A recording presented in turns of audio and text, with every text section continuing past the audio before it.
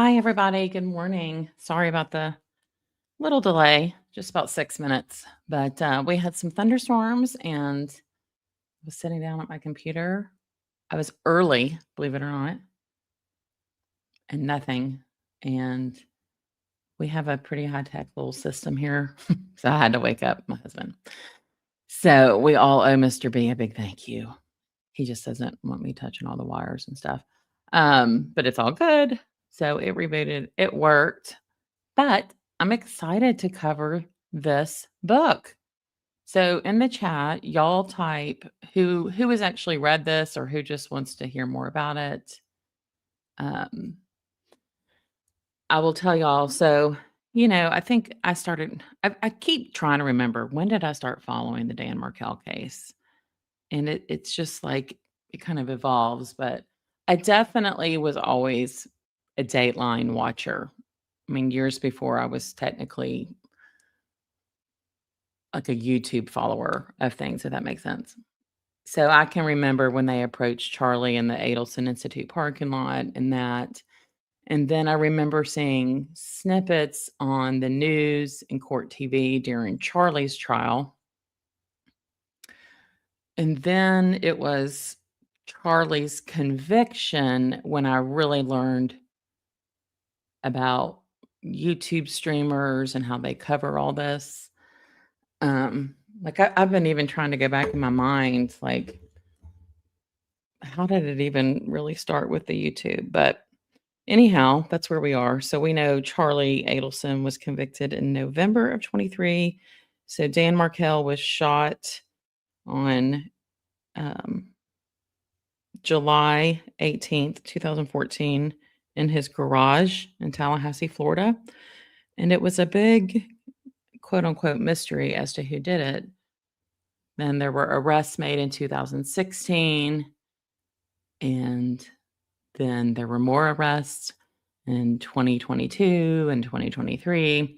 So I believe back in 23, after Charlie's conviction, I just couldn't get enough of it, which is still like that today. And I remember there was this book, Extreme Punishment. I ordered Ruth's book first. And then I kept hearing a lot of scuttle about this book, Extreme Punishment, written by Stephen Epstein, that, oh, he's pro Wendy and he takes her side and he doesn't think she's in on it. So then the book sat on my shelf forever. So then last year I started hearing more about the book, and people were like, well, not necessarily. And it's on Audible. So I listened to it on Audible. And I mean, yeah, he does say some flattering things to her, but I've also seen him in interviews, and I just don't get the vibe that he was pro her, or maybe he's changed his mind. Excuse me. So I know a lot of people were like, oh, don't cover that book, but a lot of you did want to. I don't know where he gets his research and his information, but there's just a lot of other information in here. So I'm excited to cover it with y'all. I know that was a long-winded intro, but good morning. Coercive control is a crime. I'm happy you're here. And Florida Gulf Coast, I appreciate y'all being patient while we rebooted the Wi-Fi router. Hey, Linda. Happy you're listening. Oh, Coercive Control, you haven't read it. That's all right. And I'm not going to, obviously I can't read it. It's a very long book. I mean, it's pretty small print and it's over 500 pages. So we'll be on this one for a while. Hey, Jenny Quilted. Teresa says, have not read the book, here to hear about it. Thanks. Yeah. So that's what I love to do, is just kind of hit some highlights, and then maybe y'all will be excited enough to order it and read it. Daria says, I haven't read it, but I want to read more, so I may have to grab it. And you know what? When we break it down like this, I think it's a little less, I don't know, intimidating. I know for some people to sit down and read a book, it's just that getting started. But this way we break it down and we just do a few chapters, maybe 3, 4, 5, 6 chapters a week. I think it just makes it more doable for a lot of us. Oh, thanks, Jenny. Really enjoying the book clubs regarding the Adelson case. Me too. I've always said my goal is just to share the story, keep it as factual as possible, whether it's through FOIA or whatever. I mean, there's always so many different rumors. There's just always crazy rumors, and I just want to keep the truth going. Hi, Sidebar Snoop. Good morning. I haven't read it. Looking forward to it. Yes, Angela Grace. I'm so glad. I mean, it's almost like I teed you up to do that. That's perfect. You said Judy AA Legal Focus had the author on her show a couple years ago. He defended Wendy. Yes. I do think some of that's changed though, because in recent 2020s or Datelines, he's interviewed and I didn't get that, but maybe they just edited it that way. But, also let's remember in 2019 in Katie's and Sigfredo's first trial, Tara Kawas did not think Wendy was involved. And then when she had Meg Banowa's second trial in 2022, she had a totally different point of view, and she thought she was absolutely involved. So people do change as they learn more. I think now also with her brother and mother convicted, it's very different. Jenny said, "You listened to it. I didn't feel like he was pro Wendy." And also, he's an attorney, so he's going to take that, gray area sort of where they got to stay in line. Juliet, I started reading it a long time ago, but paused due to the scuttle. I'm glad to pick up again because it's good to review. Yes. YT Hazel, why did I think you were covering Swans Don't Swim in the Sewer? Because that's the next book. I'm sorry. But yes, I did just order that by Cheryl McCollum. And I'm going to do that one next. I just thought we would stay on this one. And we're going to do the Swans and this Don't Swim in the Sewer next. But happy that you're here. Hey, Blackwoodor, good to see you. I actually was watching the opening of Charlie's trial last night on STS. And if y'all have never watched that on STS when Carl Steinbach is rolling with laughter, it's amazing. But Blackwoodor, I saw you in the chat. I was watching the chat on the live chat replay, and it was interesting to see the names, old names, and some names you don't see anymore. One guy I always wonder about, he used to post, was John Wesley Holmes. Does anyone know who I'm talking about? I mean, he used to post all the time. I think he lives in Japan. I have not seen him there in a long time. Hey, Jolie, Jenny Quilted. It certainly is. It's different now, isn't it? So, this is the book, Extreme Punishment by Stephen Epstein. He also wrote a book about Denise Williams and Mike Williams and Tallahassee. It's like something evil. It's about an evil love triangle. Blackwoodor, you haven't heard from him. I miss him. Oh, Little Miss Red Velvet has a Guinness. All right. Awesome. So I hope Judy is okay with this. I did not ask her permission in advance, but I will ask for forgiveness. But I did go and find about a 20-minute clip of when she interviewed with him 4 years ago. So this is Stephen Epstein. So this would have been what, 2022?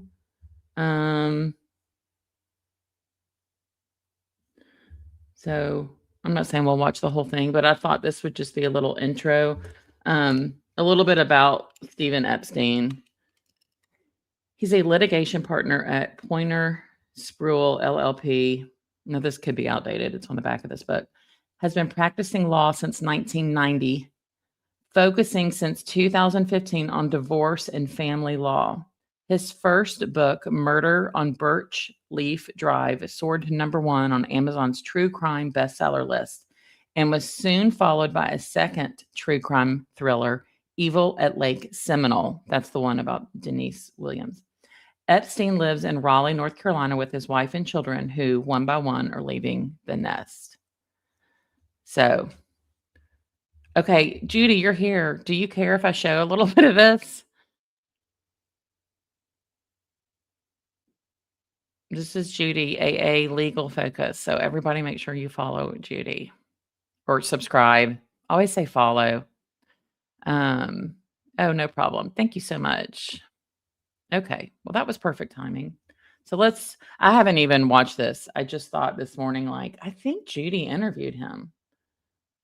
law professor in Tallahassee, Florida. He was a very well-known law professor, teaching in the area of teaching and writing in the area of criminal law at Florida State University.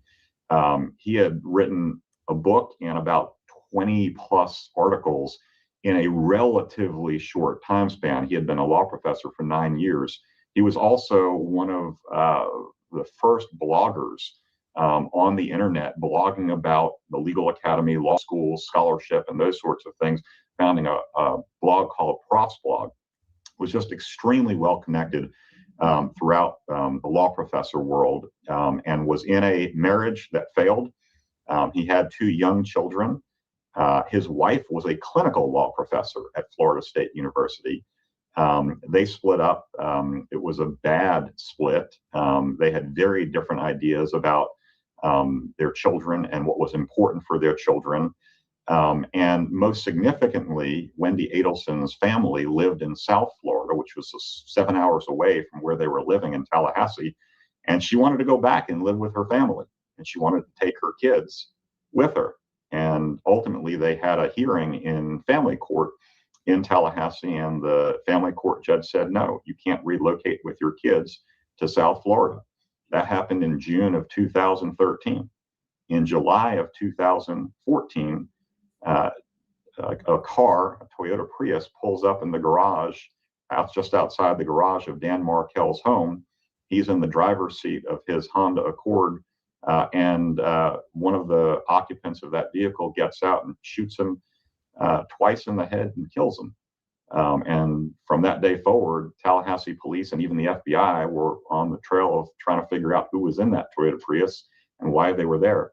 It turned out that the gentlemen in the Toyota Prius were lifelong criminals who had very lengthy rap sheets, and they were able to establish they had driven from South Florida with one purpose: to kill Dan Markel.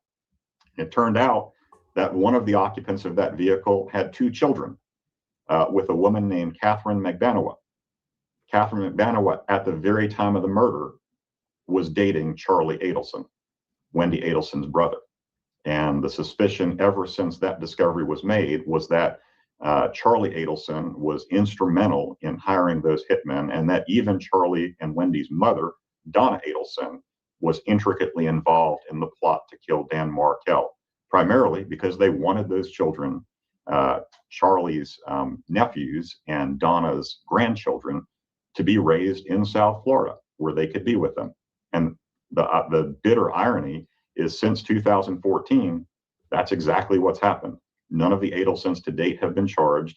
The 2 hitmen have both been convicted of murder, and Catherine McBanoa had a mistrial in the first trial that occurred in 2019. In a couple of weeks, she's going to be retried for first-degree murder for her role in connecting Charlie Adelson and the Adelson family to the 2 hitmen who killed Dan Markel. Mm-hmm.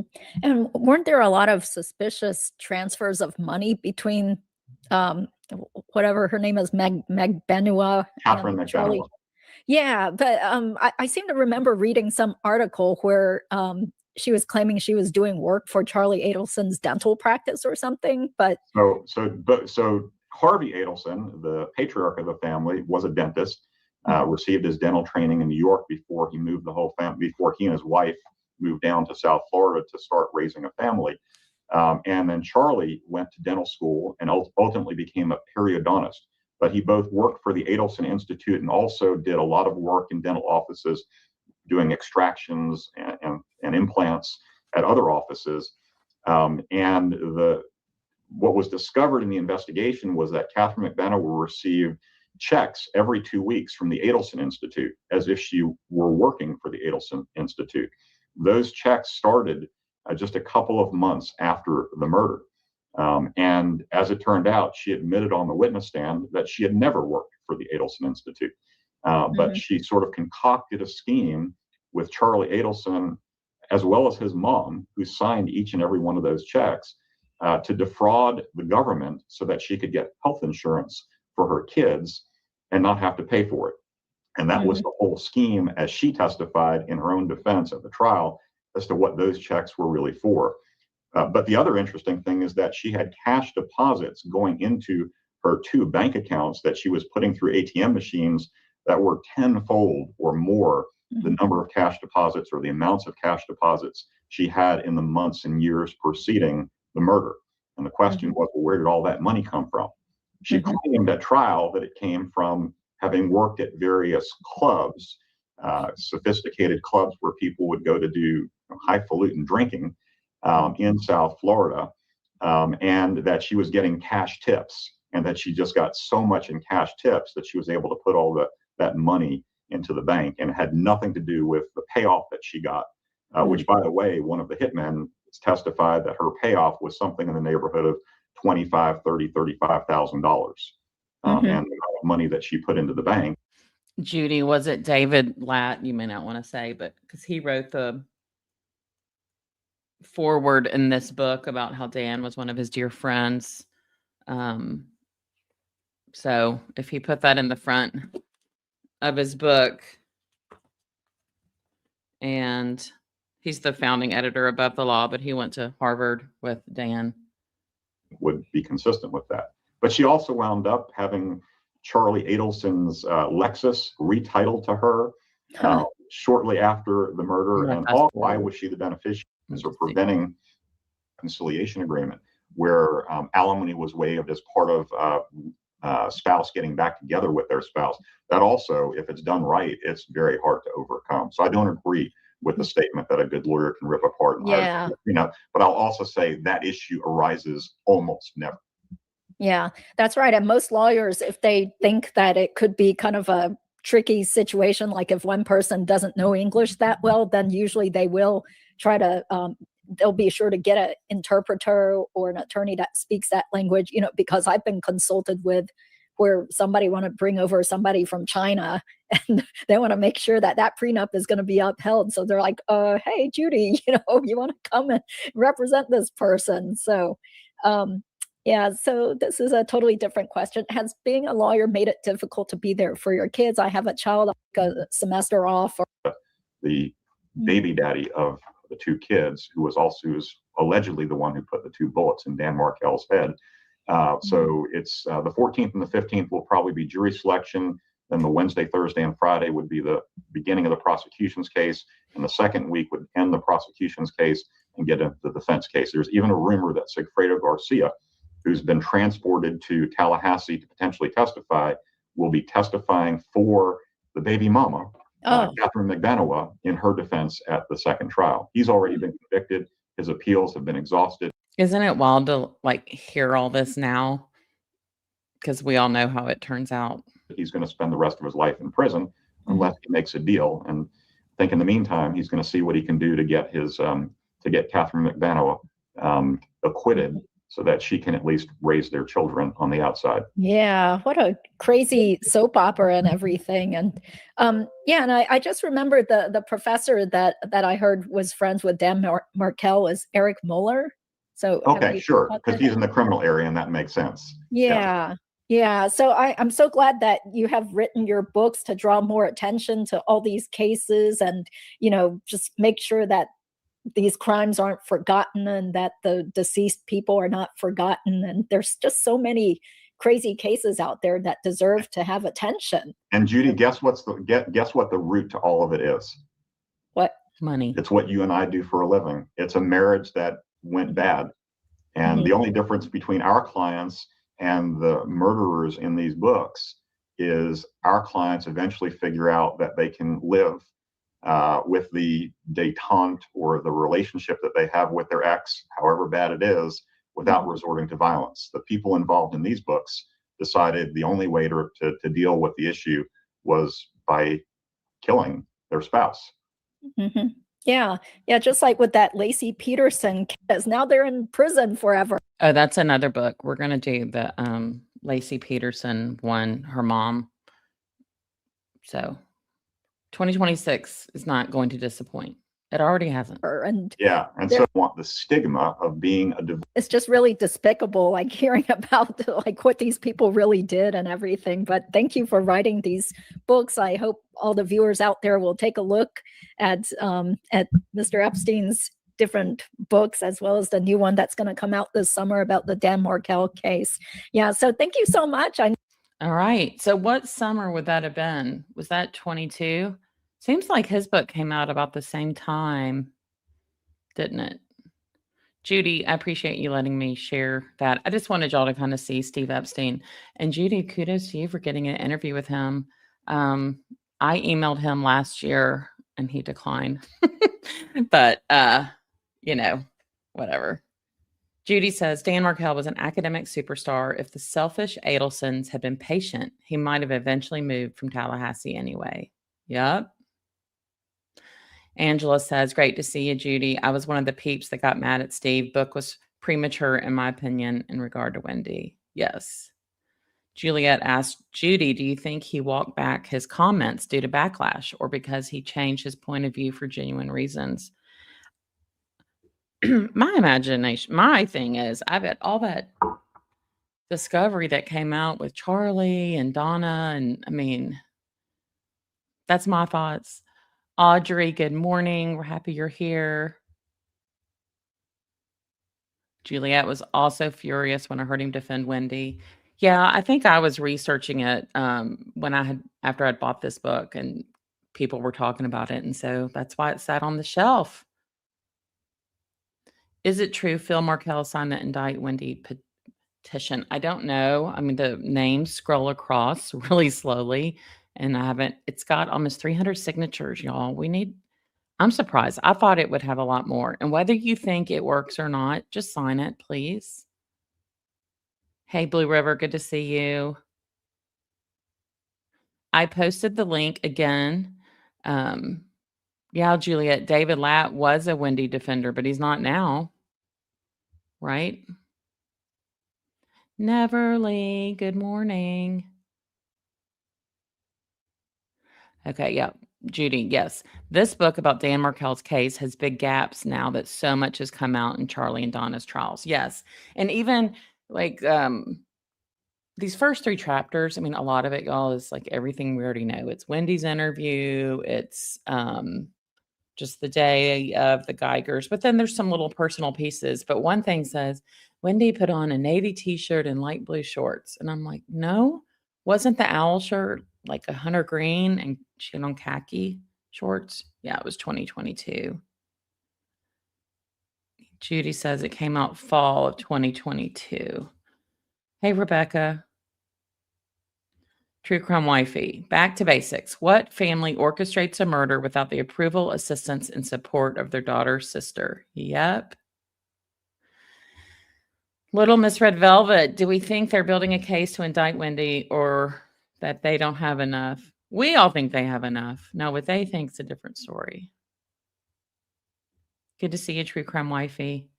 Prosecutors tend to want to have slam dunk cases. I don't know if they would have enough for murder one. I definitely think they would for conspiracy, which is 30 years in prison. So, yeah, Judy, yes. Make sure to pinpoint the victim's whereabouts. Florida Gulf Coast. Yes, Leanne said Phil signed it. She can see who signed since she generated the petition. Yeah. Rebecca said green shirt, khaki shorts, and her lucky shoes. Yes. Okay. All right. We will get started on this. Oh, yeah. Look, I love me some Phil and Ruth Markel. Okay. Here we go. Was she wearing Tory Burch flats the day with her outfit? And then she wore them to court when she wore her dress twice? Who wears Tory Burch flats with a dress? I don't know. Has anybody ever had those shoes when they came out? What were they called? They weren't called the Miller. I had a pair. They were orange patent because, Auburn, cute. And yeah, most uncomfortable pair of shoes I've ever owned. Biggest regret. And hardly ever wore them and took them to Goodwill. Yeah, Tory Burch flats were also worn at the first trial. Yeah. I also had some in black. They were awful, awful. And I now only buy shoes that are comfortable because this is what happens when you're in your midlife years. All right. Book club. This is Extreme Punishment by Stephen Epstein. So a lot of it is just going to be laying some groundwork, but I'm also going to put some clips and things in here just because I don't want to sit here and just read the transcript essentially of Wendy's interview.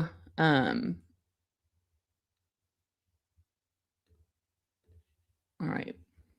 So his book, this is part 1, In Broad Daylight, chapter 1, Friday, July 18th, 2014, 10:50 a.m. That's the title. So he's kind of saying everything that he talks about is going to talk about what's going on this day. So I learned some new things about the Geigers that I did not know. So the neighbors were Jim and Sharon Geiger, and they were in their 70s. And they moved into that home on Trescott, y'all, in 1977. So a very long time ago. They had 2 kids when they moved in there. And Tallahassee was really just a sleepy southern town. If any of y'all have ever driven through small towns in like Alabama or Georgia, it's apparently more like that. I've never been to Tallahassee. That is going to change later this year. I'm going. However, from all the photos and things I've seen, it really, having gone to college at Auburn University in the state of Alabama, to me, it just looks like those small towns we drive through on the way there. But Jim was 72 on that day in 2014, and he was a successful businessman, and he had turned over the reins of his company to others, but he was still serving on the board. He was chairman of the board, in fact, and he still went to work, y'all, every day. And it just so happened on this day, he stayed home. Now, think about that a minute. You know what I call that? I call that divine intervention. I don't know about y'all, but that's what I call it. Oh, good. True Crime Wifey says there's a fabulous description of Charlie's arrest in this book. Hey, Callie, good to see you. Yes, thank you, True Crime Wifey. So they did have 2 kids, but that same day while they were there, their grandchildren had come for the weekend. Their daughter lived, I think it was Orlando, and she was a single mom. So, all single moms need a break. We all know this. And they were staying there. So Jim and Sharon Geiger were sitting in that large glass kind of bay front window that we've seen in their older ranch home, which interestingly enough, we used to have an older ranch home in Nashville, and we had a window identical to that. Those were very popular back in the day. We don't live in that house anymore. I should do a comparison sometime. I'll put that on the slide. And they were sitting there and they were trying to do something, on Google, trying to figure something out with email, and they heard popping noises. But I just thought it was wild that they just happened to be home. But looking back, and I don't know, did Stephen go and interview the Geigers? Because the details that he gives are pretty great. But in November of 2007, so remember, they moved there in 77. So they were older, right? And then Wendy and Dan moved in, and they had a housewarming party next door. So that was the first time that they met them. So they went over to their house, and their first interaction was they walked up on the front porch, and they saw all these shoes that were piled up on the front porch. They were like, what is going on? And there were like those light blue booties you put on or you see people wearing at a hospital. And it was a box of those. And they were asking people to take off their shoes and put on these booties. And Dan said, oh, we just had brand new oak floors installed. We really don't want to get them scuffed up. And Epstein describes it as being an awkward initial meeting. And they really just didn't have much in common. I mean, with that age difference, I can see that. Young newlyweds and then older people. So they really all kind of kept to themselves. They were just neighbors. I imagine they just kind of waved and that kind of thing. Yeah, Juliet. I didn't know that the grandchildren were there either. It was 2 granddaughters, I believe. So just think about that. Jim Geiger just happened to stay home that day. So yeah, there you go. Not much neighborly interaction. And Geiger recalls saying Wendy would be jogging some down Trescott in the mornings.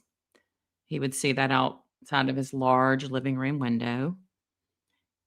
And then by the fall of 2009, she was also with a baby stroller because we know their firstborn, Ben, was born. Judy, I agree. Huge thanks to Mr. Geiger. If he hadn't trusted his instincts and ran over, Dan wouldn't have been discovered for a long time. Yes, and then what do you think would have happened, Judy, when the drive down Trescott shortcut happened? Rebecca says, Tallahassee is really a lovely town, contrary to what the Adelsons say. I cannot wait to come visit. As a Southerner, I think I'm going to love it. I agree, true crime wifey. Geiger was sent from God, in my honest opinion.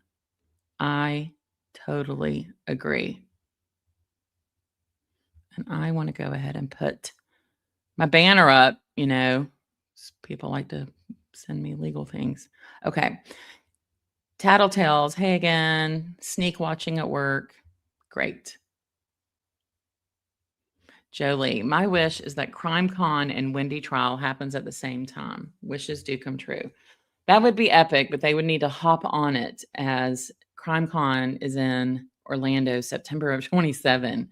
So, 15 months from now. Oh, Judy, yes, we read that in the last book we covered, The Unveiling, that Ruth got to thank Mr. Geiger at the courthouse. I love that. Okay, so then by the late 2010, Wendy was now donning a double stroller because we know Lincoln was born. Doe-eyed Blonde said, I still believe deeply Catherine and Jeff were set up, dated just to kill Dan. It's different now. Wendy with a blue eye. Dan's book is very telling as well. Yeah, I definitely think when Charlie met Katie, she was not like the other girls he dated. It was, oh, this is my way to get to people. And I had a debate on YouTube yesterday in comments. Someone thinks Jeff is guilty. I was like, what? I don't think so. All right. So in September of 2012, the Geigers learn that Wendy and Dan had separated, and they learned that from neighbors. They didn't even realize that, and they lived next door to them. They learned that Wendy had moved across town, and they really hadn't exchanged words, more than a few words, with Dan in years, and that their interactions had become very infrequent. And on that day, July 18th, when Mr. Geiger went over there because he knew something was wrong after he heard that popping noise, Jim had forgotten what Dan's last name was. So that's a new detail. Jim's wife was going to go to the doctor that morning, and they were all going to go have pizza, Mr. Geiger and the granddaughter. So he was going to watch them as well that morning. Their daughter lived in Gainesville, Florida, I think I said Orlando earlier. So they had their 2 granddaughters there. They were working there at the bay window. They heard the popping noise. I got kind of ahead of myself. So immediately, Mr. Geiger's obviously a very self-aware man, right? Very socially aware, like what's going on with my surroundings. So when he heard that, he looks out his bay window and he sees a light colored car and it sped away, and he sensed something, and Steve Epstein writes, quote, amiss. So Jim's like, I'm going to go check that out. So he walks over and he sees the garage is open, and he thinks, oh, okay. He sees the car, in there. He just thinks maybe Dan is either arriving at home or he's leaving, something like that. So he goes back home and he just keeps watching out the window because you know how when your instincts or your spidey senses are up, you just know something's weird. Rebecca says Benton Hills looks very similar to Auburn. That's awesome. Judy, I think he did speak with Geiger. He was there at McBano's trial. Oh, Epstein? Oh, okay. Thank you very much. Claudia Jenks, so good to see you. I haven't seen you in a while. Tally is a city. People who live in LA, Lower Alabama, come there to shop. But yes, all over the city looks like a mossy town. It looks lovely with all the tree canopies and everything. So after 5 minutes, Mr. Geiger is like, something is wrong. So he goes back over to Dan's. And this time he's like, okay, the garage is still open. His car's still in there. And he realizes the car is running. And he's thinking, this is strange. And maybe he's on his cell phone. So he walks into the garage and he can hear the glass crunching under his feet and his shoes. And he finds Dan covered in blood. And, there's a lot of thoughts that are kind of racing through, like, is Dan sad about the divorce? Has he done this to himself? What's going on? He couldn't even really recognize him because there was so much blood that was just covering his face. So he reaches for his cell phone, realizes it's not in his pocket because they had been sitting there at that window. So he races back to his house to get his phone. So he runs next door back home. So Sharon, Mrs. Geiger, can tell her husband is visibly like shaken and upset. And he didn't want to alarm the grandchildren and, come in all startled, screaming. So he made if you take your index finger and your thumb and you make like a pew pew, and he put it to his temple of his head, to his wife, because he didn't want the granddaughters to overhear. So then he tries to call 911. You know how that is if you've ever had to call 911 emergency, you're shaking. He dialed 9119 at first, but then he gets through to 911. And it was a very frustrating calls. Hey, this Sarah, good to see you. And Mr. Geiger is unsure of what Dan's house number is, but he knows what his number is, obviously, which is 2122 Trescott. It's the Geigers, but he said, it's right next door to me. Come quickly. He needs it. And he was getting really frustrated because they live like a mile and a half from Tallahassee Memorial Hospital. He's like, we should be hearing sirens immediately. Judy says, I think it's normal to ask someone to wear shoes inside in general. If you think about it, we wear shoes in our house, but it really is gross if you think about it. Like where all we walk and then we walk through our home in it. It is pretty gross. Angela Grace says, great to hear Ruth is friends with Fran Gomeroy, JL's colleague, who knew Wendy and actually visited her in Miami. Oh, yeah. Yeah, the Prius would have never been spotted. So he's getting really frustrated, rightfully so, on the 911 call. So pages 14 through 17 are how incredibly painful this call was. And I've only ever listened to excerpts of it, but I'm going to play the whole thing for y'all.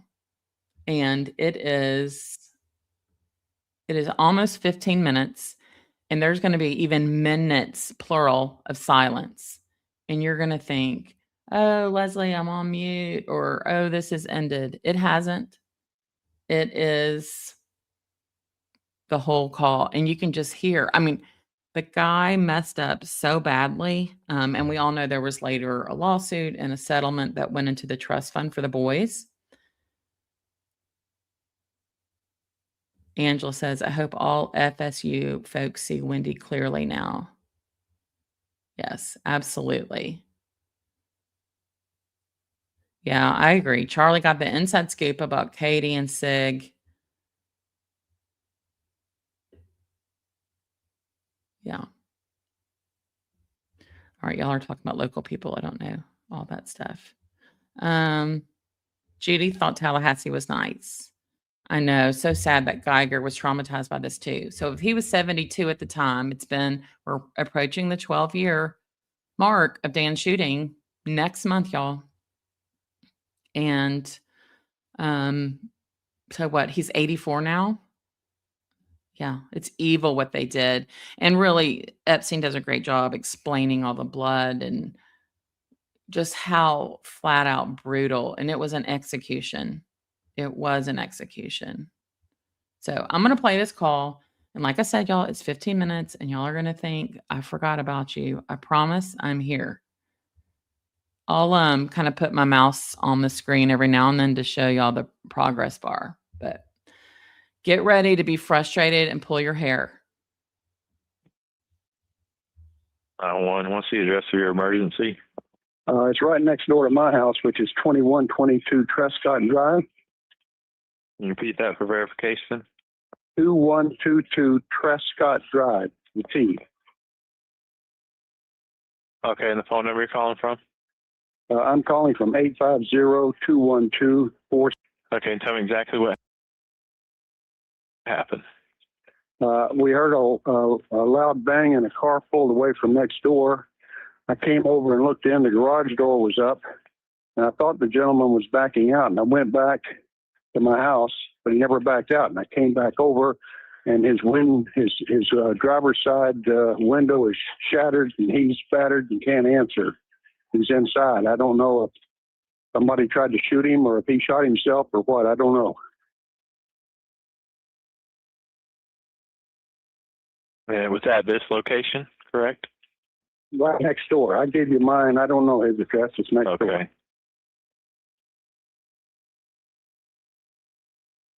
He didn't send an ambulance in a hurry. An EMT. He's still alive. He's moving. Okay. What's going on with him? I don't know. The driver's side window is all bashed in. He's inside. The car is running, and he's got blood all over his head. He's not responding to me.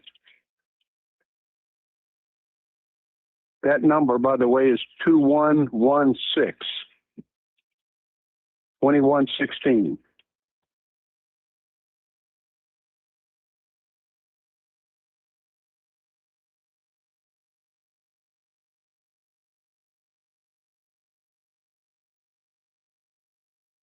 What's your name, sir?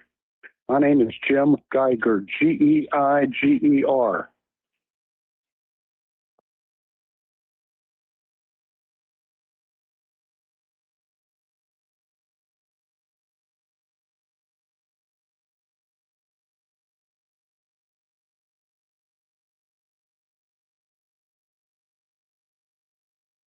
I think you need to hurry.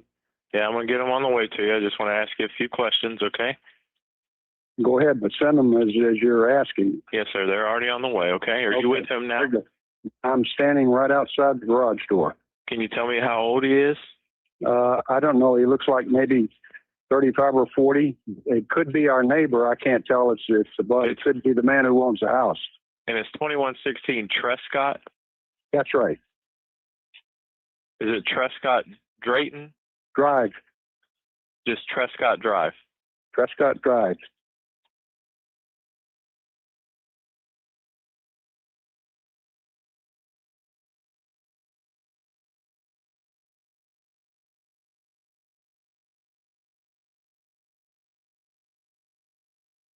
Oh, 1 second for me, okay? Okay. Isn't this not so maddening? So we're only 3.5 minutes in. We still have 11 more minutes. There's sometimes 2 minutes of silence.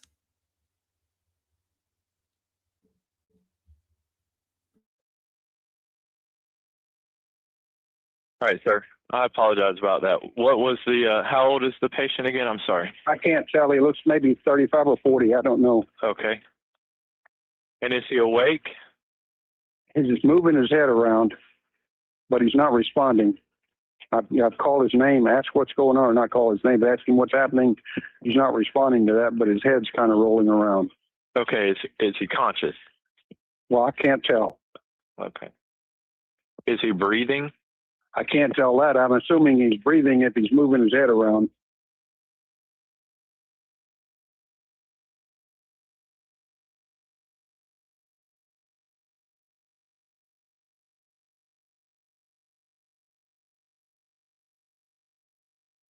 Did you ever hear him talk or anything? No. Okay.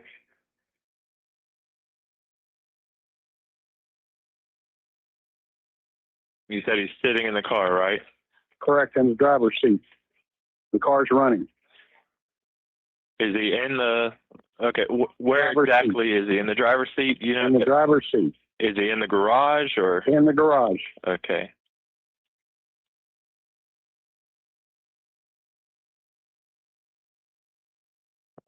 Lead needs to go.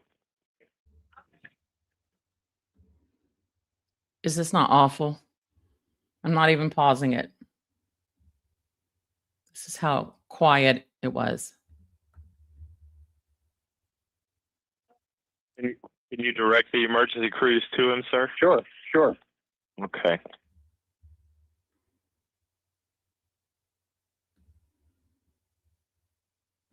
All right, I'm sending the paramedics to help you now. Just stay on the line. I'll tell you exactly what to do next. Okay. If it's safe to do so, see if he is conscious and breathing or moving at all, okay? It's not safe for me to do. I don't want to put my hand in here. Okay. Well, help's on the way. Okay. All I'll right. be standing by. All right. Is there any other thing? You said there was another vehicle that you saw driving away? Yes. We heard a noise, a loud noise, and then I looked over and a car was backing up. It looked sort of like it was light colored, white or silver. I want to say it was a Prius, but it could have been a different car, but a small car about that size. And it left the scene rapidly, which seemed to be unusual. There's usually not even a car over there. And I've heard about break-ins in the area, and so I decided to walk over and take a look. And the garage door was open, and the car was running, and so I thought that was my neighbor, and he's getting ready to back out. And so I walked back to my house, which is just a few feet away, and he never came out. So then I walked back over. He's still in there, and I thought I would go up and ask him what was happening. And then I saw the window was shattered, and he's got blood all over his head. What did the vehicle that was driving away look like again? It looked sort of like a Prius, but I couldn't tell you for sure that it was a Prius. It was light colored, maybe white or silver.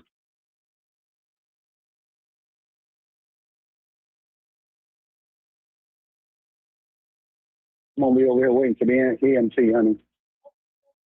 Okay, go ahead, but just tell the kids to hold on inside. They're okay. But tell them I'm out here.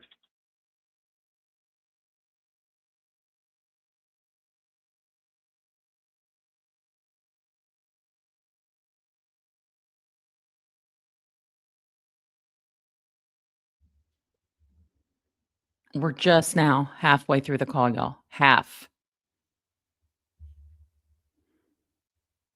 We still have 7 more minutes.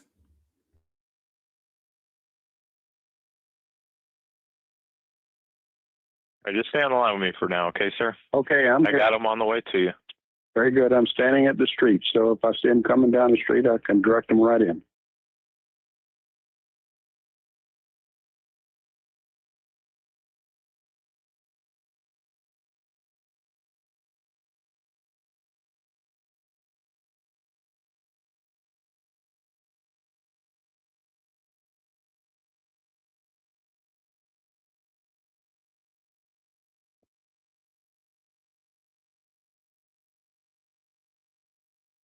So he won't respond to you at all? Not to me. Holler at him In the or window. anything? Yeah, he didn't respond, but his head kind of moving around. Okay. But I've walked away from the car right now. I'm standing at the street, so.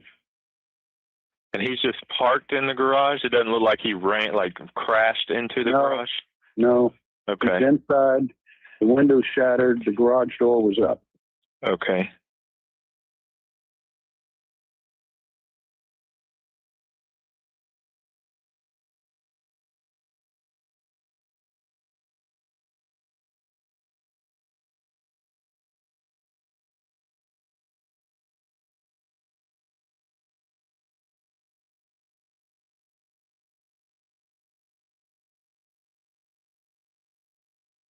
Where is the vehicle dispatched from? I'm not sure. Give me a second. I'll try to see where they are, okay?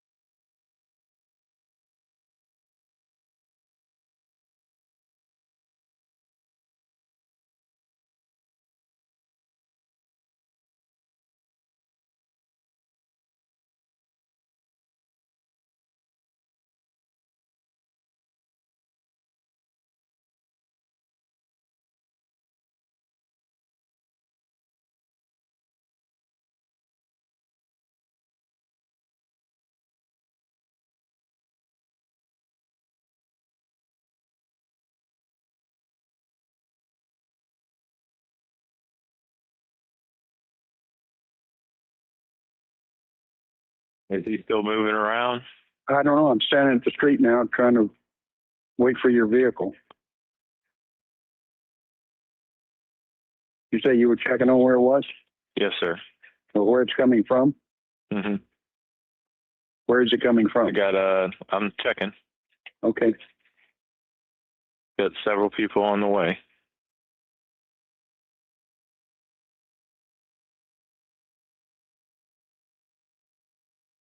Like one person's coming from McClay Road. Okay, well, it may take them a while to get here then. We're close to the hospital, so. Mm-hmm.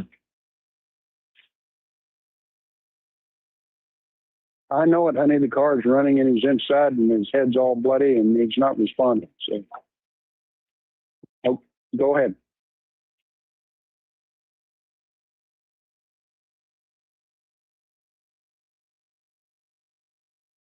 So you're saying his head is bloody now? Yeah, it's been bloody. I mean, it's Okay. The window shattered. I don't know if he's tried to shoot himself. I don't know what the situation is.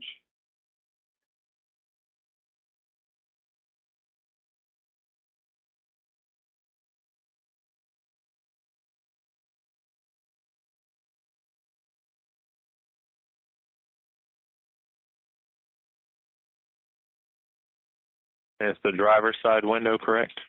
That's correct.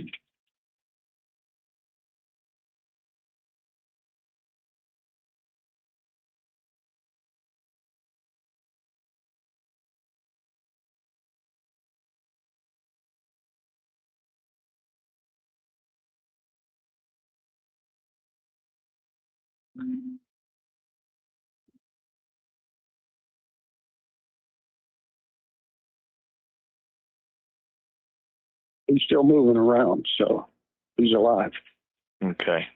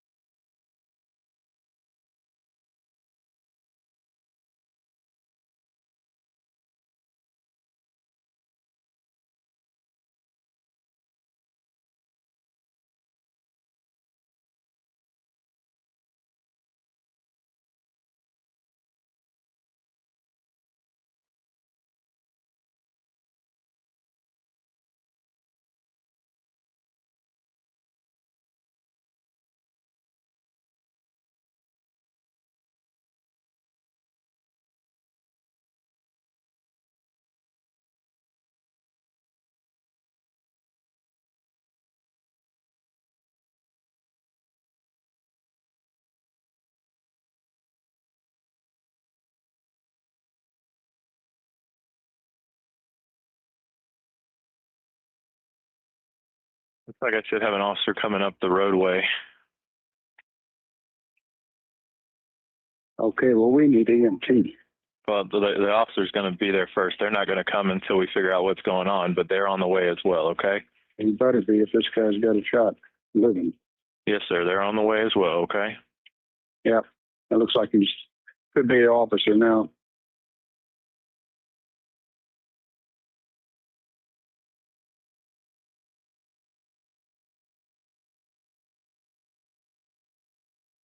You there?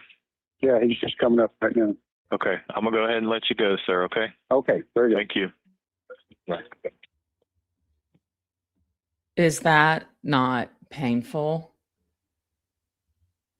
So this was just a local news clip. I mean, it's about a minute. It talks about the EMS.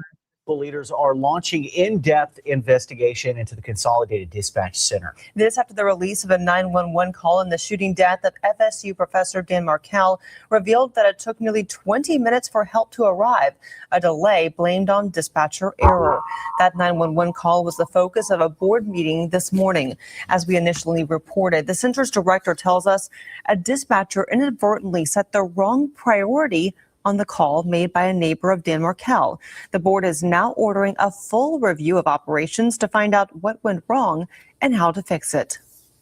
We're going to see really just the extent of the issues, the extent of the training. Obviously, there was some human error involved here, and the extent to which technology may or may not have played a role in that. And of course, that will drive whatever the recommendations are going forward. Now, a final report is expected within 30 days. County leaders tell us emergency response times, on average, have improved 20 to 30% in the past 6 months. As far as that dispatcher and Dan Markel case, we're told they have been assigned to a non-call taking position. Well, taking a live look of downtown. Is that wild? 911, what's the address of your emergency? Yeah, so they show this on Okay, tell me TV, that. right?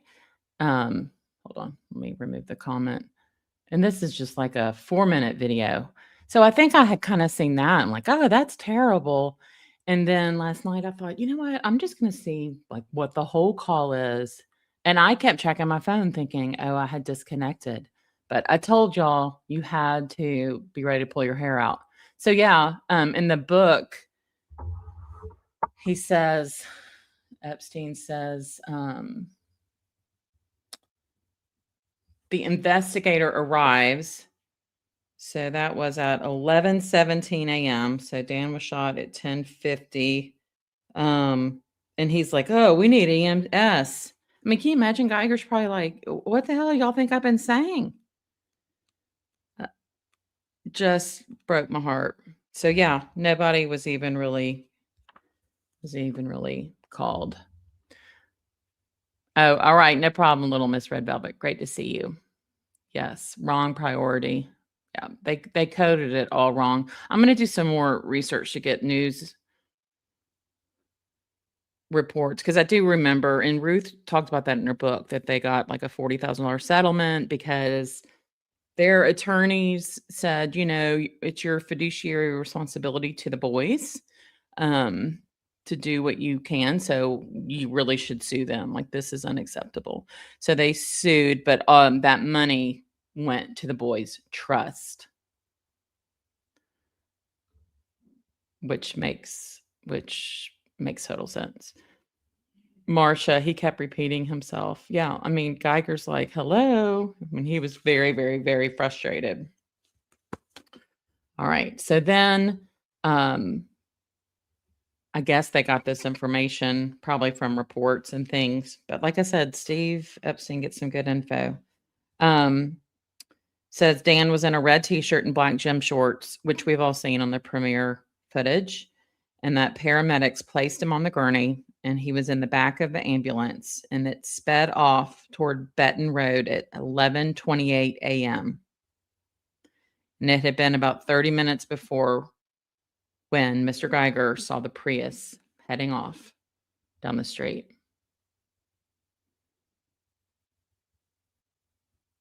Yeah. Mr. Geiger would have received more help if the Adelsons hadn't personally hired that 911 operator. Seriously. Okay. So we'll go to the next one. So then this was interesting. So then we get a look at some of the neighbors that were friends with Dan and Wendy. So Jeremy and Tracy Cohen. And it was ironic because they had met at a neighborhood Christmas party, even though both couples were Jewish. And one thing that Steve Epstein writes here, and this is his words, Dan would go to great lengths to assemble a different eclectic mix of friends and acquaintances for each Friday's meal, many of whom weren't even Jewish. I thought that was very Dan from what we've heard. And their friendship grew. You know how it is, like when you've got young kids and another couple does, and the husband gets along with that man and the lady gets along with that wife, like all of a sudden you're BFFs, right? So their girls were named Molly and Paige, became fast friends with Ben and Lincoln, and they all went to the same preschool. So they went to Creative Preschool. Claudia, that 911 call was really hard to hear. Geiger is giving clear radio instructions, but the 911 dude is fumbling through the technology. Yeah, I mean, it sounded like a teenager with zero training. Thanks, Mia. Oh, if you guys haven't already checked the settings, click onto all messages. Otherwise, you won't see everyone's messages, just the most frequent ones. Yeah, at the top, it'll probably say top chat by default. Then if you click the little down arrow, it'll say all chat and you'll see everybody's. Jenny quilted dumb questions. Did the money from the lawsuit go to the boys because of the estate or because the Markels decided that? I don't know. I would think because they decided that. Because to them, everything was for the boys. And it continues to be about the boys. Yeah, Claudia, I wish someone could have been comforting Dan that whole time. Yes, true crime wifey. Tracy Cohen was the neighbor texting Wendy while she was with Isom, and Wendy was pissy about it. Says Tracy was on Dan's side of the divorce. Right. So when she heard, so Tracy was at work and she hears there was a shooting on Trescott. She gets a text and she instinctively, it says, reached out to Dan, texting to ask him what he knew about the incident and trying to confirm he was all right. And she never, of course, heard anything back. So she was worried. She got home about 4 p.m. that day. And I'm going to read this directly from the book. So this is all credit Steve Epstein. Okay. Don't need any strikes here. So she pulls onto Trescott. Tracy rolled down her car window. What happened? She asked the officer. He told her the occupant of the home had been injured, but wouldn't reveal additional information. As she headed further down the street to her home, she dialed Tallahassee Memorial Hospital. Has a Dan Markel been admitted as a patient? She asked, hoping HIPAA regulations wouldn't prevent her from finding out. The hospital confirmed that Dan had been admitted and was in intensive care, but wouldn't divulge any additional details. Can you imagine?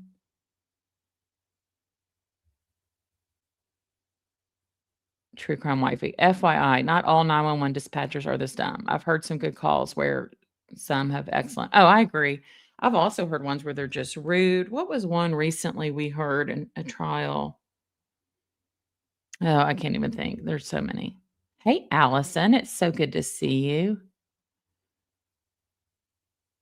Yeah. Well, we're excited you're here. Yeah, you're welcome, Katie. Good to see you. All right. So the Cohens were only kind of getting, little things of information. You know how that goes. But this comforted me. So late that night, a friend who taught at the law school told Jeremy that a limited number of people were allowed to go and visit Dan at the hospital. So Jeremy went to the hospital to visit Dan. So he doesn't understand the depth of his injuries. And I'm going to read this straight from the book because I can't do it justice otherwise. This is page 20. Upon entering Dan's room in the ICU, Jeremy found his friend hooked up to an assortment of wires and tubes, machines chirping and beeping all around him. And if y'all have ever been in an ICU, I mean, I think you can all know exactly what that's like.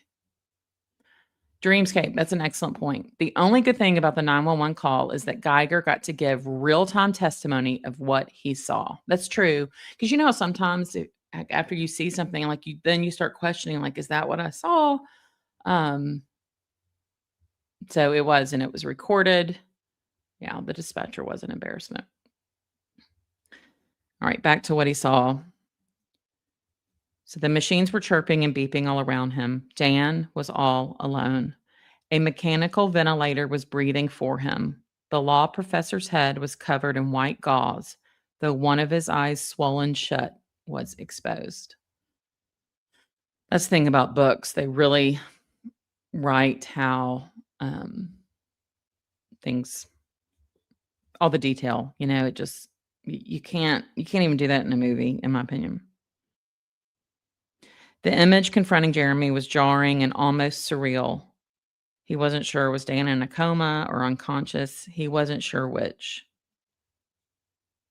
He knew Dan would fight with every fiber of his being to make sure he'd be there to see his boys, the center of his universe.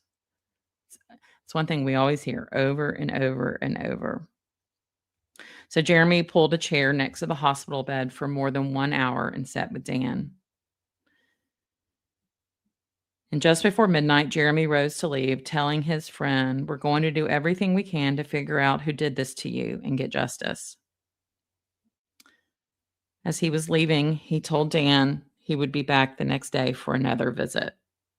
But about an hour later, the life of 41-year-old Daniel Eric Markel came to an abrupt, premature end. So now we go to chapter 2. And this is again, Extreme Punishment by Stephen Epstein.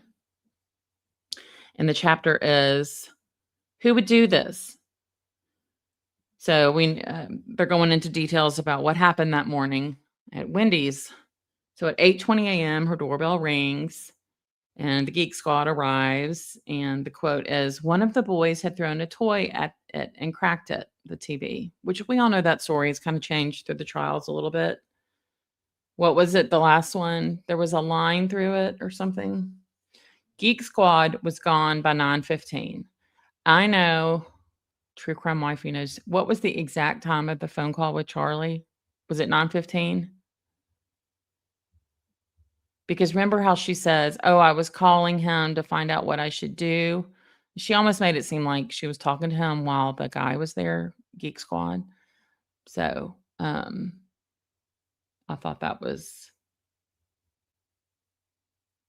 again, very telling. Yes, please subscribe to Judy's channel. We appreciate her sharing her interview with Stephen Epstein earlier.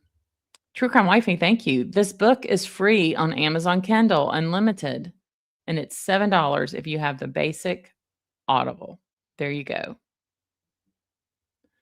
Blue Bell Sky. Good morning from Canada. Love to hear you read with a soothing voice. Thank you. So we all know Wendy had an action-packed day. So she was just running behind that morning because she was doing so much.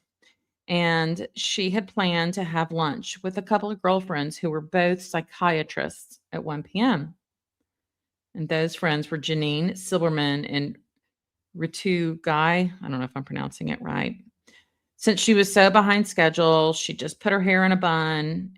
And it says she rushed out the door in the same, and he writes, navy blue t-shirt and light blue shorts she'd been wearing all morning, which I don't understand, because then what we all see is the green t-shirt with khaki shorts and the owl, but whatever. So she leaves in her burgundy minivan and heads to the liquor store. So he writes, while chatting on the phone with an old friend who was living in England, she was startled to see a police car turn sideways behind yellow crime scene tape that was stretched across the entire road about a mile from where she turned onto Trescott. So it wasn't, oh, I saw a roadblock and I did a K-turn. Remember how she tried to make it like it was right there at Centerville? Wendy had no time to investigate. She told her friends she suspected a tree had fallen, knocking down power lines.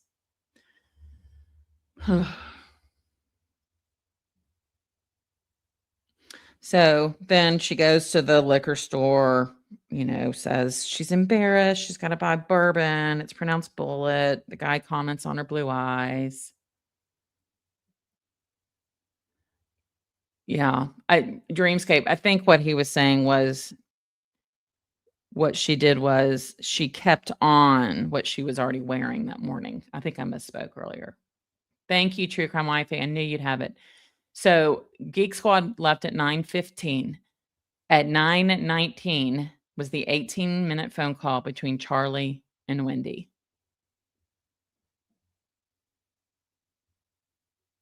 Yeah, Marcia, her plan to have lunch told the whole story, which was her hair was in a messy bun. She wasn't dressed appropriately for the restaurant she went to. Yeah, I wouldn't show up like that. I'd be like, hey, can we change and go to Subway or something? Not Subway, but something else. So then they go to the restaurant. So this is Epstein's account, which sounds a little different from what Isom has shared, but y'all tell me what you think.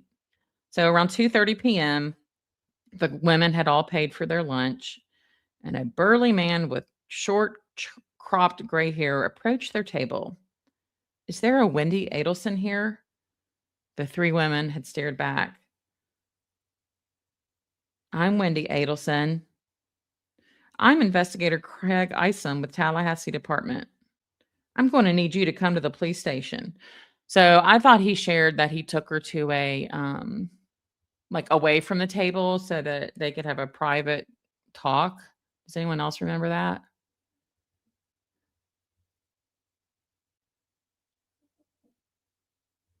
I don't know that Rebecca, that she claimed that she called them while the Geeks Club was there. You know how she kind of, the way she talks in generality, she's like, yeah.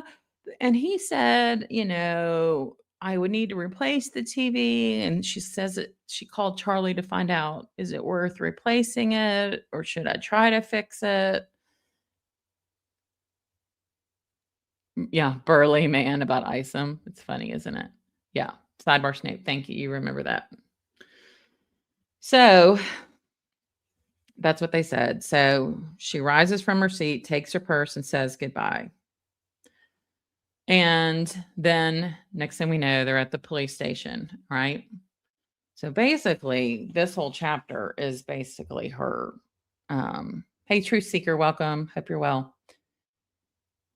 About her being there in that small interrogation room, which we've all watched. And I believe it started at 2:45 p.m. And in the book says Wendy didn't know what happened and learns of the shooting from Isom. Right? So they talk about the realtor's voicemail.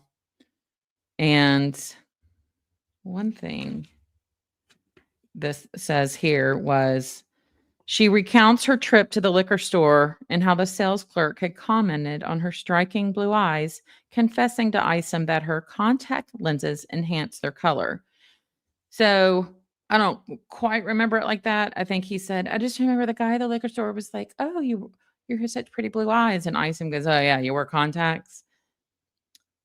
But Wendy would almost make them appear turquoise, a secret she usually didn't reveal except to her closest friends.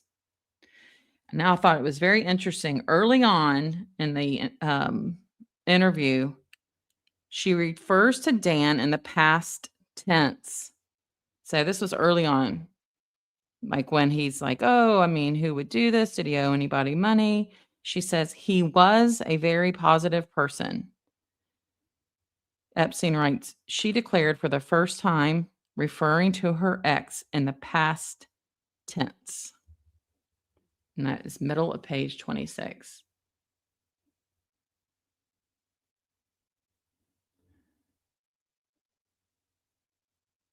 Yeah, I agree, Dreamscape. I mean, there's definitely some embellishment in this with the details, but all right. I thought this was hysterical. So on page 30, and if there's, I know, Juliet, you're reading this book and others, if there's anything I'm missing, I mean, y'all, please type it in.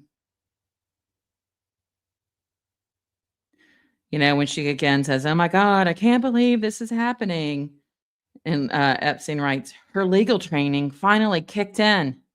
And she asked, do I need to be read my Miranda rights or something if you're going to look at my phone? And I also thought it was interesting when she was talking about how she was supposed to talk with Dan. And there's a sentence here, and I don't know if this is true, but True Crime Wifey, this might be something for us to look into. She says we were going to talk about where Ben would attend kindergarten and that they needed to make a decision by Monday. I would love to know. So what they tell that school? Did she just say, yeah, he's going to be there because I get to make the decisions now? Or did she say, yeah, I've moved to Miami? I would love to know that. She keeps saying also that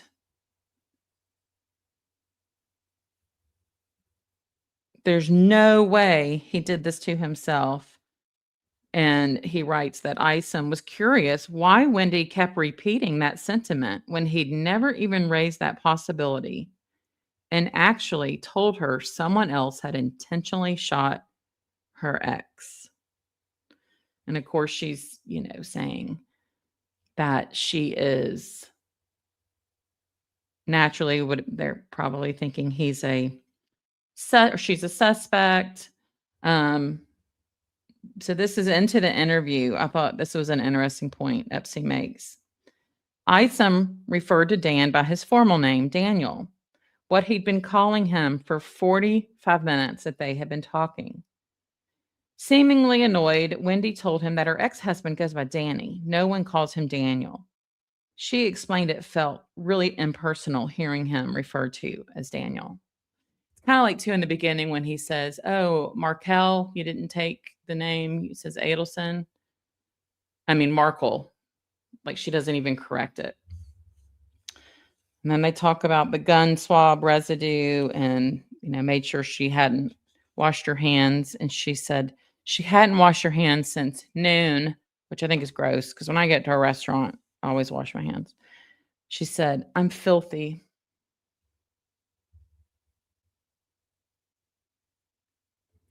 True crime, I don't know, but I expect she never contacted the School of Arts and Science ever. Yeah, that's true. And they probably didn't even reach out.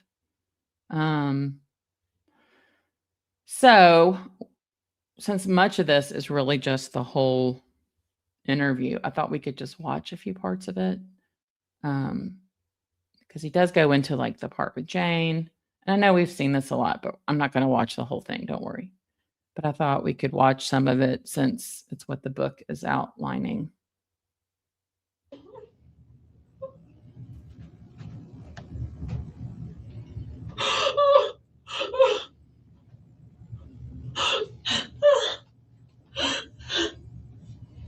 I'm sorry. It's okay. No, you have nothing to be sorry about. I just don't understand.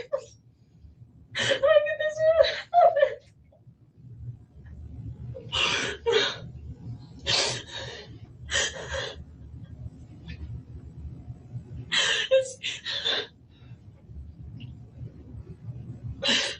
Can you let me get over this hump, okay? Can we do that first? All right. Can you tell me what time you left your house this morning? Yeah, I was there. I didn't leave this morning. I didn't leave until noon. Okay. And Oh my God. I always love how she goes from, yeah, I left the house at noon. It's like, I can never catch my breath. If I'm sobbing and someone's trying to talk to me, no. And then here we go with the Trescott. And I tried to drive up Trescott and I saw that it was blocked. it was blocked at some point. I'm not sure what time it was And I blocked. just thought, oh, there's maybe some trees down or something. Because sometimes Oh, you're saying as you drove down which one of the side roads? when I'm going to a friend's party tonight, and it's a oh my God, what am I even talking about?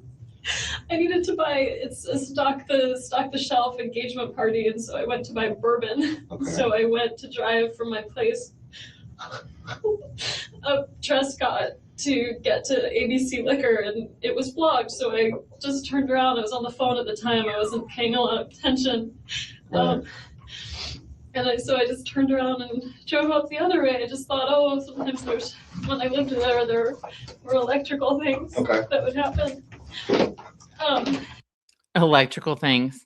I don't know if y'all watched my little look back on the last 15 months video I did the other day, but I clipped in there one of the videos that I made early on about Wendy's drive down Trescott and what the weather was like. It was a very calm, clear day. I left my house around 12:15 because I thought I'll get the bourbon and then I'll get some gas for the car and get super glue for one of the boys' toys. And I was trying to do all I can before meeting my two friends at 1. Okay, who was at your house this morning?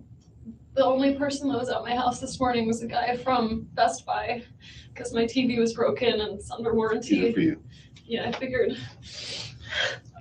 Oh Okay, my God. a guy from Best Buy was at your house to work on your TV? I have his name and everything at the house if you Okay. want it, because the boys broke the TV, so he gave me a choice of fixing it or getting a new one. And What time did he come to the house? he called me at around 8.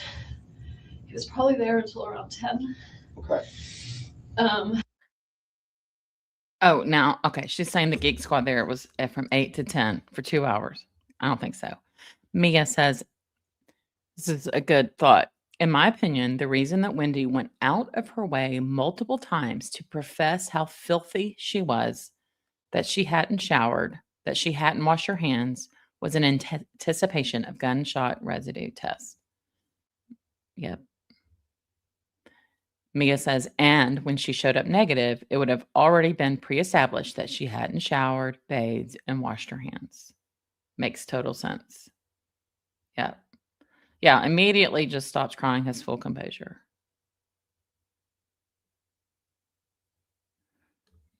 Yeah, she does. Playing pretty good. Yep.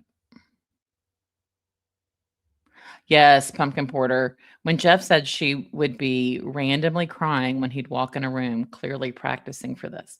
I think it was that, but I also think he's also explained how she was taking herself off SSRIs, which are like antidepressants, anti-anxiety medicine.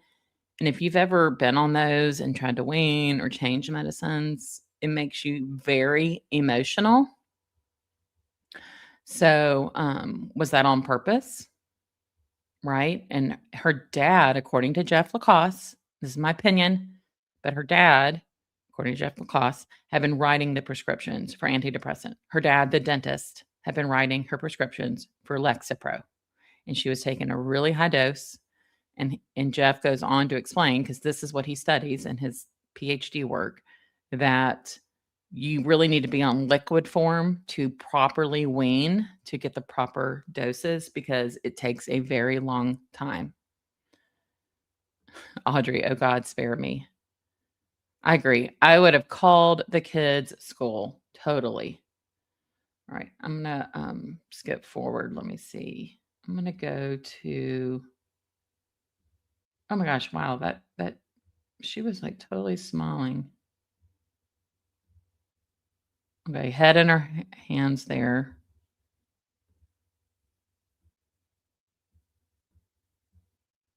No, it's hard to tell. It's kind of blurry.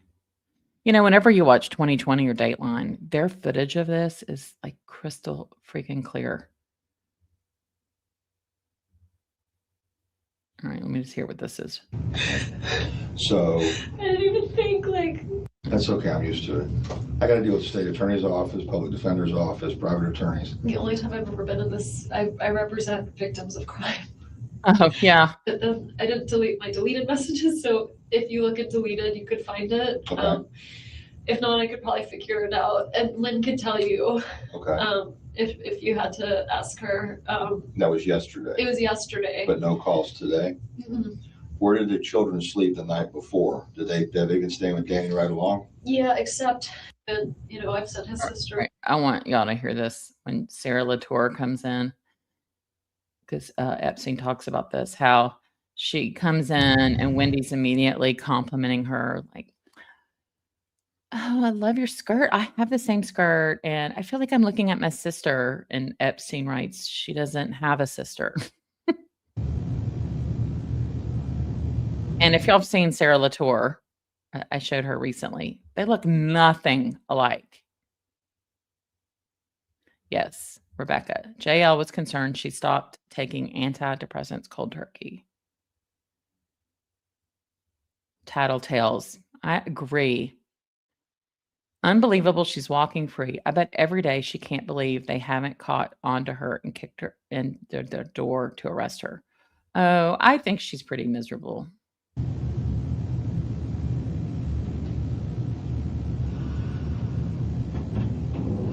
Always love how you can hear the toilet flushing in the room next door. Wendy, this is Sarah Latour. Hi, She's Sarah. bringing napkin. How are you? Here, I'm gonna come sit over here on this side of you if you don't mind. To meet you under these circumstances. I'm usually a lot more fun. Ugh, I've who says that? I'm usually a lot more fun.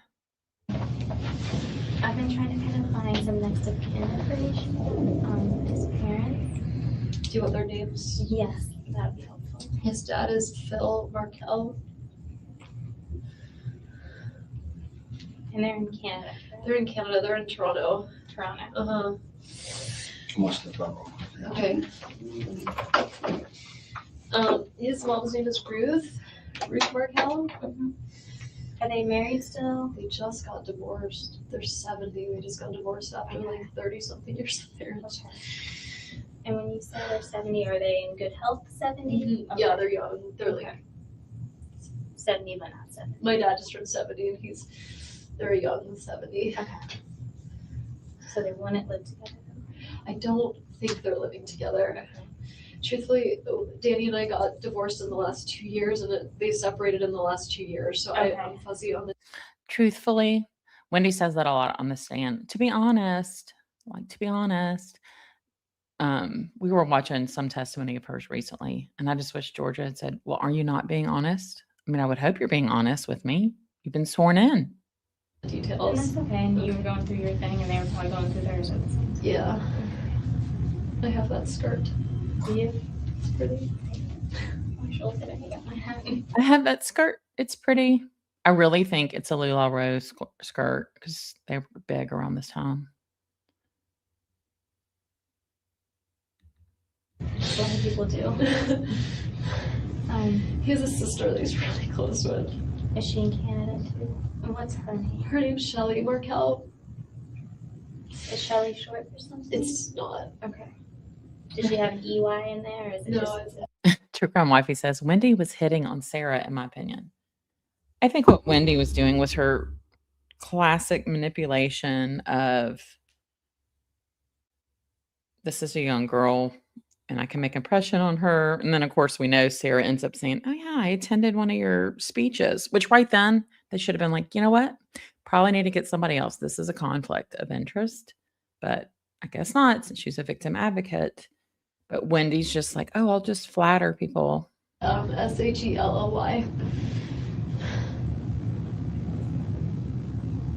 I'm sure you do this all the time as your job, but like I cannot believe this is happening. it's not a normal situation to be in, and it's never easy or anything like that. So all your emotions and stuff you're feeling are okay right now. Okay?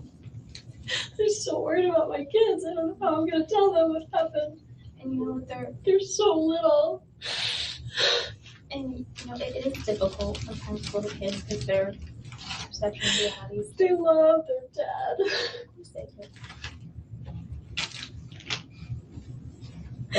I'm sorry, you can ask me questions. No, you're fine. Talk to me about what you want to talk to me about. It's fine. I'll tell you what you She's using past tense there too. They loved their dad. No, you're good though. I want to be here for you too. I can say very strong. I just like I can't believe this is happening. I don't understand, and I'm very scared because if this can happen, like, what if someone's gonna come after the kids? Like, who did this, and why would they do that? Juliet says, look up criteria for psychopathy and see if Wendy fits. Leo did great video on it. Okay. I just wanted to see. I'm not going to watch this whole. Sometimes his flights are delayed from New York, and the kids say, I thought they call him Abba, which means, who else might be here? Who actually I think used to be a victim advocate. It's Friday? Yes. We're going to try. Okay. I was trying to get to the sister comment, but I'm not going to worry about it. You don't think Wendy knows the definition of the truth? Jenny, I agree. I believe that back in the day, Wendy was full of herself. She has really been taken down several pegs over the years. Yeah, I mean, look at the First Testament, look at 2019, and look at 2025. Very different.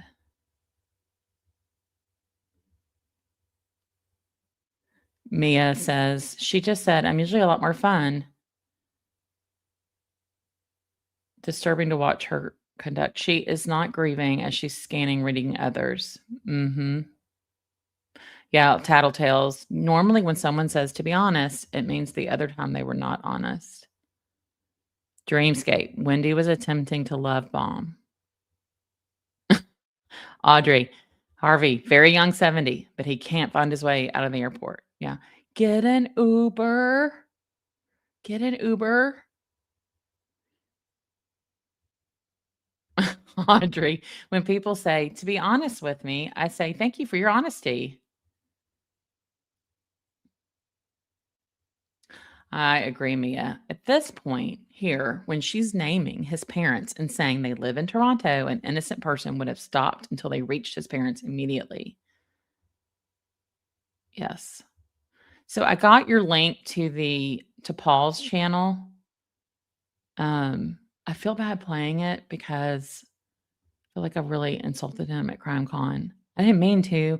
I recognized him. I was like, "Oh, you're Paul," and I said, "From my big comfy couch," which y'all know this TV show when I was a kid. And he was like, "Sofa," and I just feel so embarrassed. But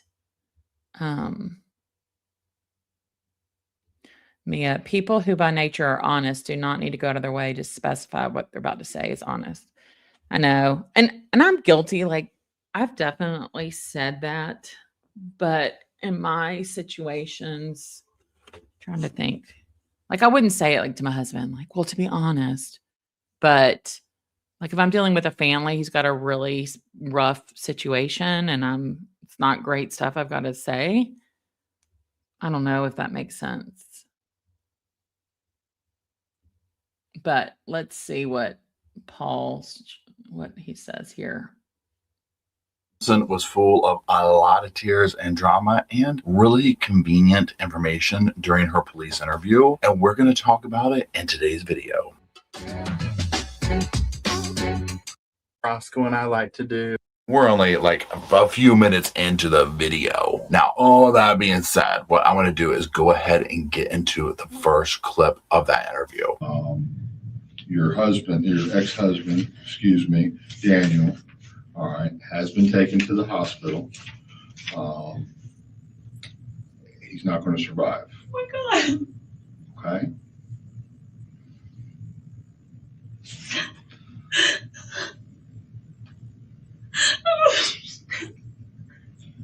If I didn't say it already, go ahead and fill your cup up. Can't roll my eyes hard enough. The second she said, Okay, I'm going to definitely go back and watch this because I didn't know he did this. Because I was telling Paul, I was like, oh, the Adelson case. And he just was like, yes, I know.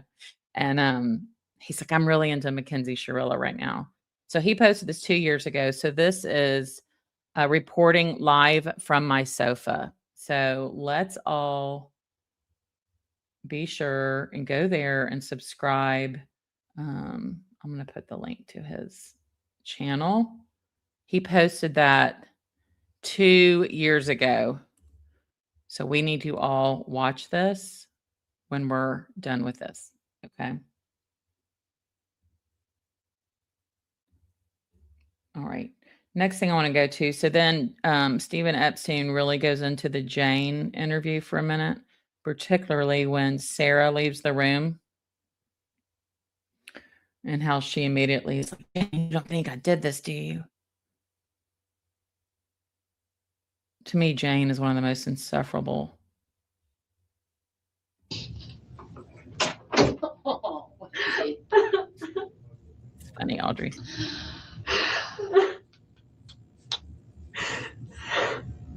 I really needed some help.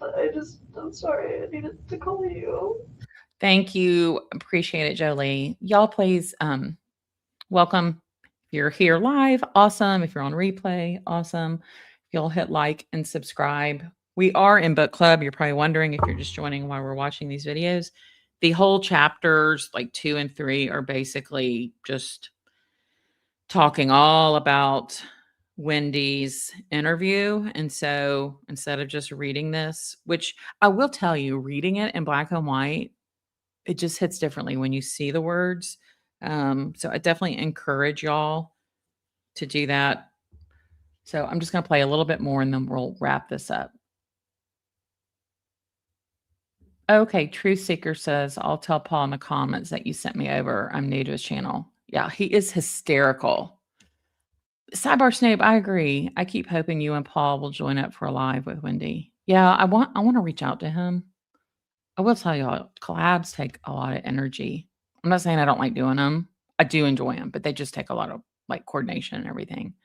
Yeah, Paul is awesome. I agree. True crime wifey. Jane, the useful idiot, laughing hyena. Okay, sweetie. Did they tell you? They didn't tell me.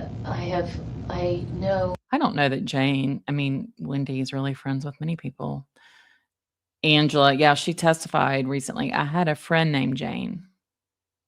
There's things on the news. It is on the news, but I don't know anything. I know there was a shooting in Danny's block this morning.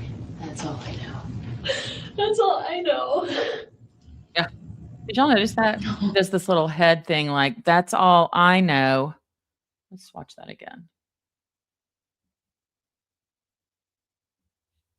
There's things on the news. It is on the news, but I don't know anything. I know there was a 21. shooting in Danny's block this morning. That's all I know. That's all I know. That's all I know. Oh dear, honey. You know how he is? He's not good, Jane. Really? You know what I'd be comfortable doing is asking Paul to like maybe do a show with me and show his video.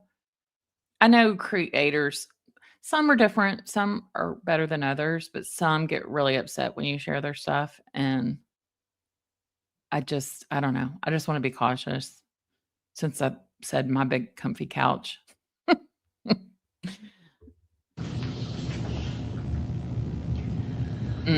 Lena, that's not all she knows, or she would have a need to say that. And I find this very interesting. She immediately is telling Jane about Trescott. And I saw like the tape and I just thought, oh, maybe there's like an electrical outage or something. Like I saw the street blocked. So I was driving into town. I was running errands. I was meeting some friends for lunch and I drove up Trescott because it's the shortcut. And so I drive up Trescott and I see the tape and I was like, I guess there was like an electrical outage because sometimes we'd have trees that would fall or whatever. And so I turned around and didn't think anything of it. I think it's so interesting that she immediately. Oh, thanks, Sidebar Sneak. He's extremely giving and shares freely. We're at an hour and 40 minutes. I just don't want to. I don't doubt y'all, and I want to do it. I feel. I don't know. I'm not going to do it right now, but I appreciate it. I will do that. I'm going to reach out to him.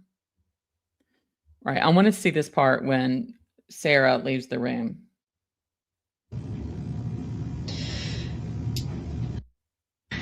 I wish I had I was home and said, don't you?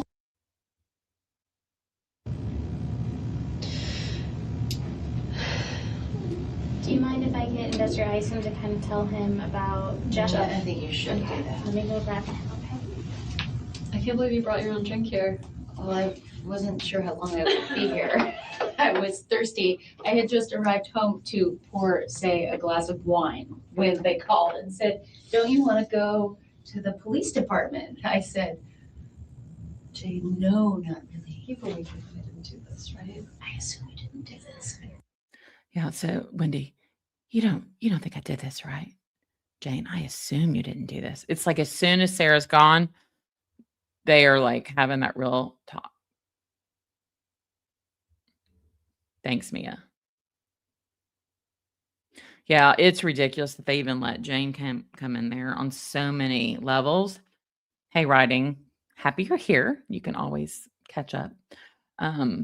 Since the book is all about her interview and the chapters we covered, we just decided to play some of this. I wish I had I was home working on a paper that's due. Well, you'll I have. sent it in, I sent edits to someone. I hope they have the time log. Of course they will. Of course they will. Yeah, she's like pumping Jane for info. It was on the news. What are you seeing? What's on your phone? How did the police get there? All of that is evident. You will. You don't. I understand why they think it would be me, but Of course, it would be you. It would be you. Jeff would be my vote. Now, again, just going by, likely, I agree with you that be an accident. he didn't do this. Jeff, I mean, I hope to God he did. I hope Jeff didn't do it, but I mean, I don't think Danny did. Somebody shot Danny. Like, to death. Holy shit. I didn't. Like to death?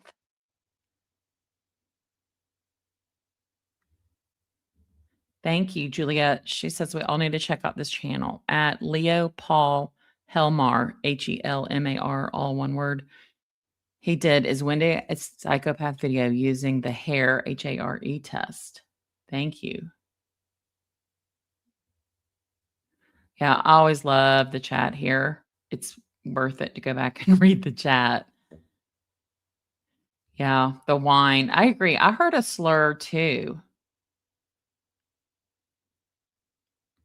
Yeah. I didn't even know that he was still living. Sarah told me that, and then I started freaking out. I was like, I want to get the boys over there. Like, is he scary looking? Because I want, like, if he's not going to make it, but he's okay, or he's not, like, I wanted the boys to be able to be with him. Shouldn't somebody be with him? I know, that's what I said. I was like, he's there, and he's full alone. I don't know why she sat on the floor in a police station. It's gross.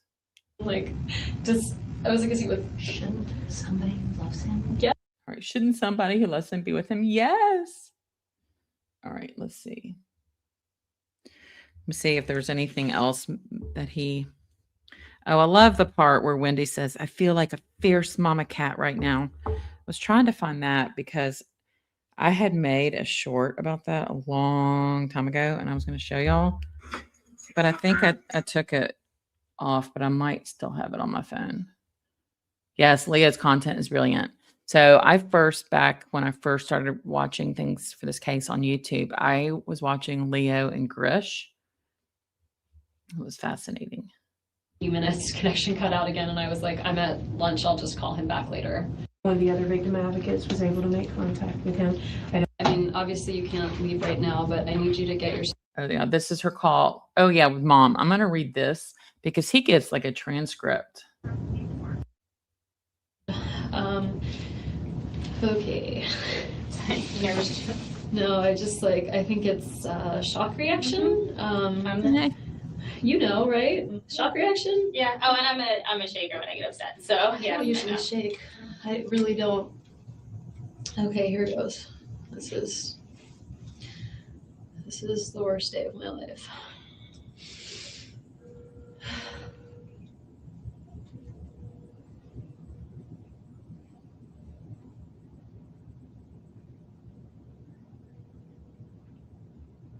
Maybe I should text them if I can't reach them. Hi, Mom. How's it going?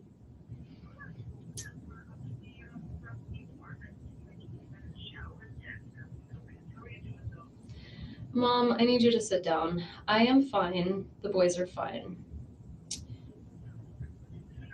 I need you to sit down. I'm fine, and the boys are fine. Danny has been. You can put me on speaker. Yeah. Danny has been shot. And I don't think he's gonna make it. And so I know. So I found this out around 1 or 2 today, and I'm at the police station, and I'm trying to help them figure out who may have done this. The boys are fine. I had Lynn and Alan pick them up from school, and they're with Lynn and Alan right now. And I'm gonna leave here soon and go be with them. But I really need you to come here and be with me. But I want you to either fly, obviously you can't leave right now, but I need you to get yourself together. If it's too much to drive, I'd really rather that you flew up. I'm at the police station, and I'm gonna leave soon and be with the boys before they go to bed. They're with Alan and Lynn, and they're totally fine. Yeah, the boys are fine, but they don't know anything yet. In his house, I know. So I just need you to calm down before you get in the car, okay? Okay, so, and it's, you know, it's evening, so if you want to come here tomorrow, I have a lot of people that'll, you know, be here with me, and, you know, we'll have a lot of support. So I want you to take your time and just be safe in getting here, but I'd like you to come when you can, okay? Okay, all right. I love you. I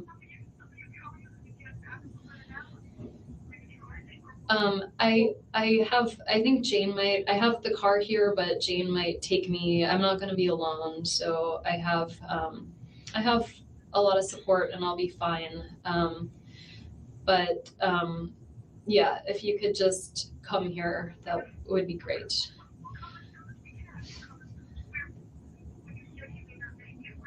He's in the ICU in the hospital. Okay, but be careful, okay? Okay. Okay. Okay. Love you too. Bye. Mom. Oh. You did awesome with that call. You were Okay, so Epstein, he writes what Donna said. He writes, she deeply sighed as she dialed her mom's number. It was 7:03 p.m., which I don't think it was quite that, but it was a little later. Hi, Mom. How's it going? Good. Mom, I need you to sit down. I'm fine. The boys are fine. Can I put you on speaker? Donna asked. Wendy told her that was fine. Okay, what's the matter? Danny has been shot, Wendy blurted out. Donna exclaimed, What? What? Then Wendy says, and I don't think he's going to make it. And I'm going to help them figure out who may have done this. I really need you to come here and be with me. She told her parents she preferred them to fly rather than drive. Then she says, but they don't know anything yet. Donna says, where did this happen? Wendy, in his house. Then Donna says, this is according to the book. When you said he may not make it, where is he? Is he in the hospital? Wendy, he's in the ICU in the hospital, Wendy told her, beginning to tear up. Donna, okay, we're going to get there as soon as we can, all right? But be careful, okay? We'll be careful. Love you, bye. Did y'all hear all that? True crime wifey. Yeah, where's Harvey when Wendy calls Donna? Who was it? It was somebody in here. Was it Angela? I think it was Angela. Commented yesterday. So we know, we've heard that Wendy changed her Facebook profile photo the night before the shooting. And then we had also heard that Harvey had photoshopped it. So does that mean they were like in her house on Aqua Ridge Way, photoshopping, getting it ready for Facebook? I think it was Angela. And I said, ooh, that goes with true crime wifey's theory. Yes, Angela Grace. It was you. Debbie Martin and I have been discussing him being in Tally for years. We believe he's in Tally. It makes sense because, I mean, Wendy, she can hardly do much on her own, right? Yeah, shut up, Donna, right? Okay. Then how Wendy laughs. She's like, oh, yeah, I'm not going to be getting much work done. You can have my laptop. All right, then I'm just going to go to the end where Isom says we're done.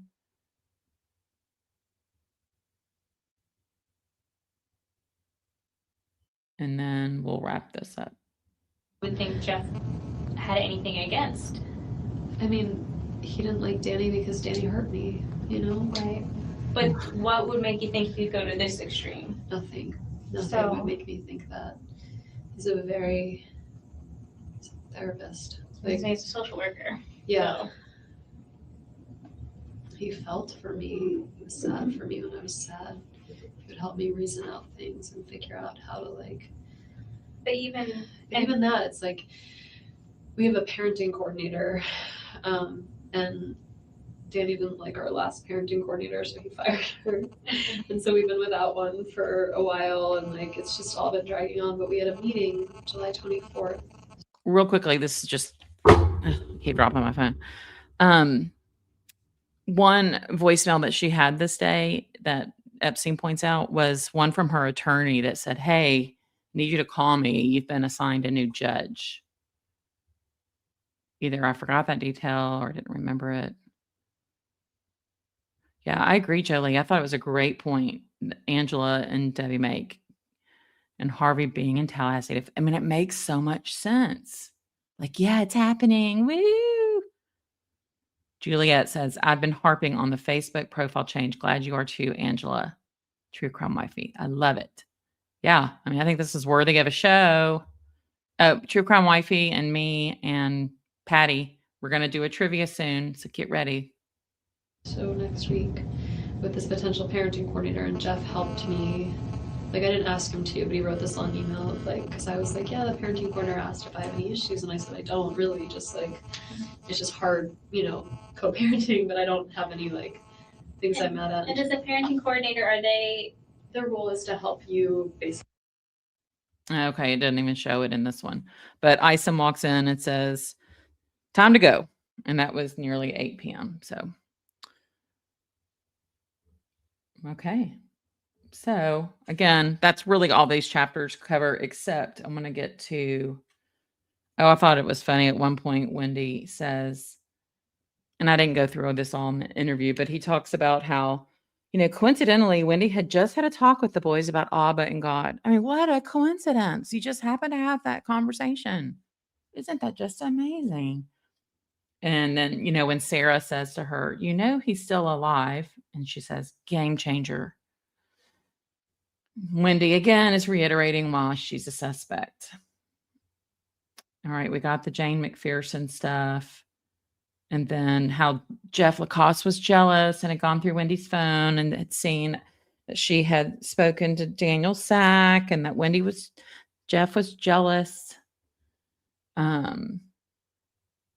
Yeah, the fierce mama cat. I can't find that video. I think I deleted it. I'm bummed because it was funny. But anyhow, she also says the Markels are difficult people. Okay, well, I don't know about that. So then the chapter 3 ends with details about Dan's Tallahassee memorial service.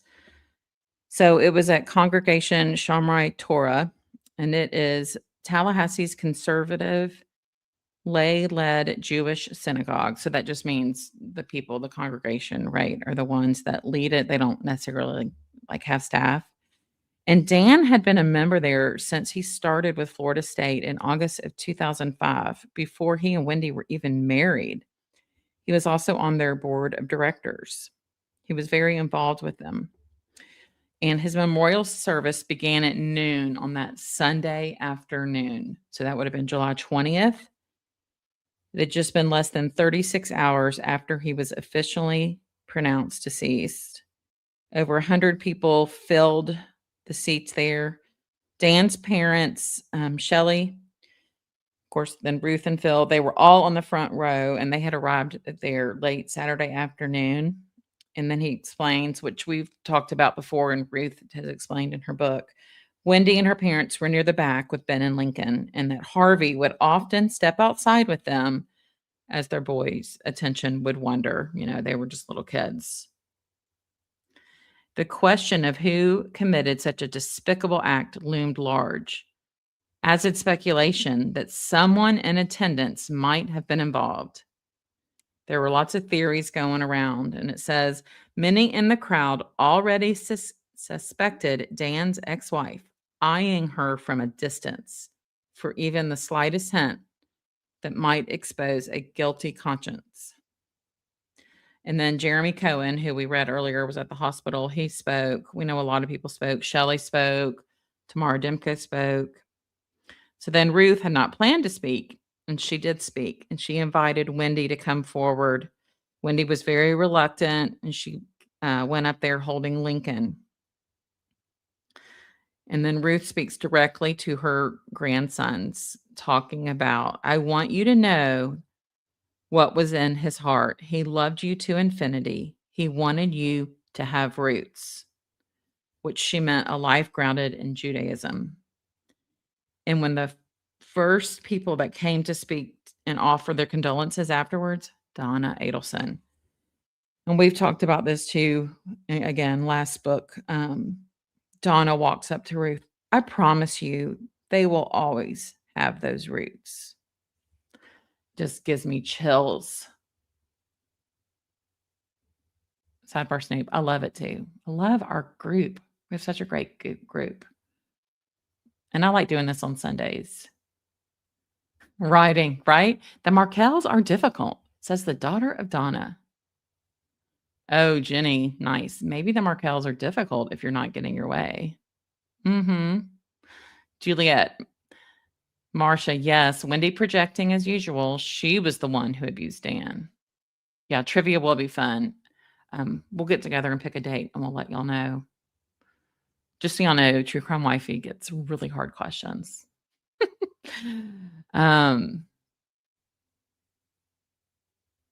Yeah, Wendy victim blaming the Markels. Juliet. Wendy, in my opinion, is the most terrifying Adelson. Yeah. So then this is when Donna introduces herself to Craig Isom. So they're at the synagogue. She says to Isom, quote, this is page 51, I'm Danny's former mother-in-law, Wendy's mom. This is such a horrible tragedy. Isom said, yes, he agreed. And Isom says, look, I know you won't be in town very long. While you're here, I really need to meet with you and get a statement. I understand Danny's parents will be with the boys this evening at Wendy's house. Why don't you come downtown and meet with me at the police station so we can get that out of the way? Harvey told him they wouldn't be able to, explaining they would be very busy with Wendy and the boys. He says, okay, well, any other time is fine. Gives his business card to Harvey and says, give me a call so we can meet before you head back home. Harvey said, sure, no problem. Then also, I thought this was interesting. Wendy was seated in a chair and a receiving line of sorts formed at the far edges of the room. Many people were embracing her, saying how sorry they were. She had tears, raw emotion on full display. When a group of her former friends who had sided with Dan during the divorce proceedings huddled around her, Wendy insisted that she wanted to leave the past in the past. Quote, I'm a single mom to these boys now. They don't have a father figure in their lives anymore. They will need the love and support of all of you. So I thought that was interesting. I didn't realize that about the receiving line, or I had forgotten it. Interesting, right?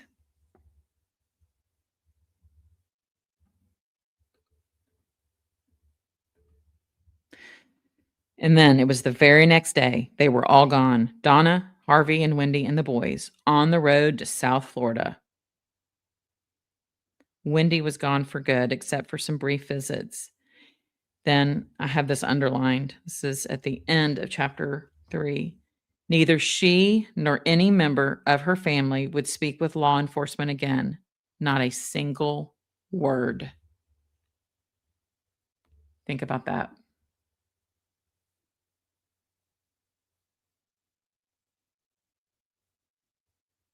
He says, if the mystery surrounding his murder was to be solved, it would have to be without input or assistance of anyone bearing the last name Adelson.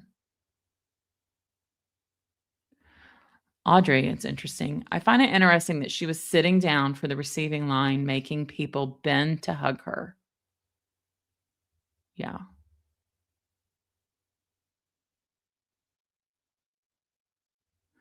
I agree, Mia. If you hired a Hollywood screenwriter to perfectly script out how a guilty family would behave at the memorial, the Adelson fulfilled it to a T. Yep.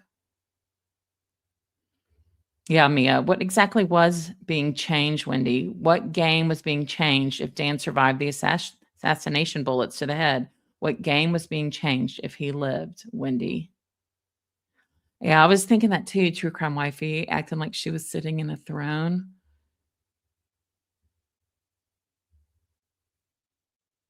Oh, Jenny, that's a good one. That would be an interesting live. Like if we could give them truth serum, they would have to talk to us like in James Bond movie. I would love to compile a giant list of questions for the Adelsons just to see what we can come up with. I know, Marcia. You're waiting to see if Donna or Charlie will throw Wendy under the bus. I do not think Donna will. I don't know what Charlie's deal is. Oh, writing. You're dedicating a song to Wendy. I love it.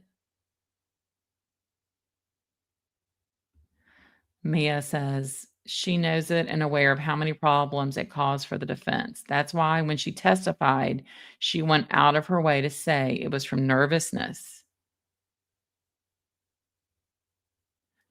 Great point. My father's alibi. She says the boys needed the love and support of those people, but when Wendy couldn't take the boys away fast enough.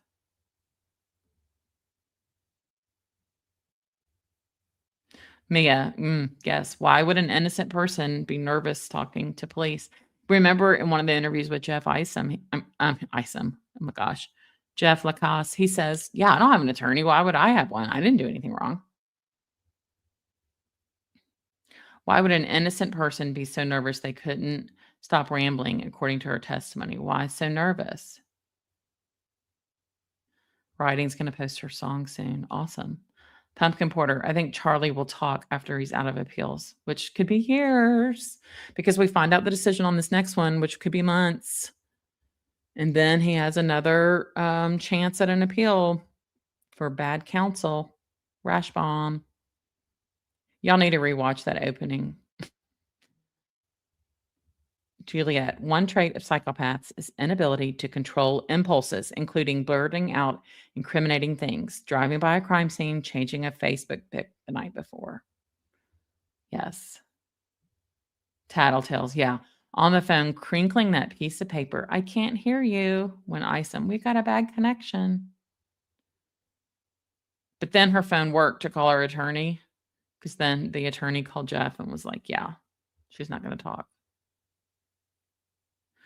Yes, Florida Gulf Coast. Has anyone obtained a list of visitors Katie has had in Ocala? Curious if Tara had been visiting her. Yes, Judy did a live on it. It's probably been about a month ago, a few weeks ago. And she did. Tara Kwas has been visiting. True crime wifey. Wendy took the boys away from everyone they knew. There were several men who were father figures. Jeffrey, Alex Greenberg, Jeremy Cohen, Alan Grossman, etc. Cold-hearted snake. Hey, Daryl, good to see you.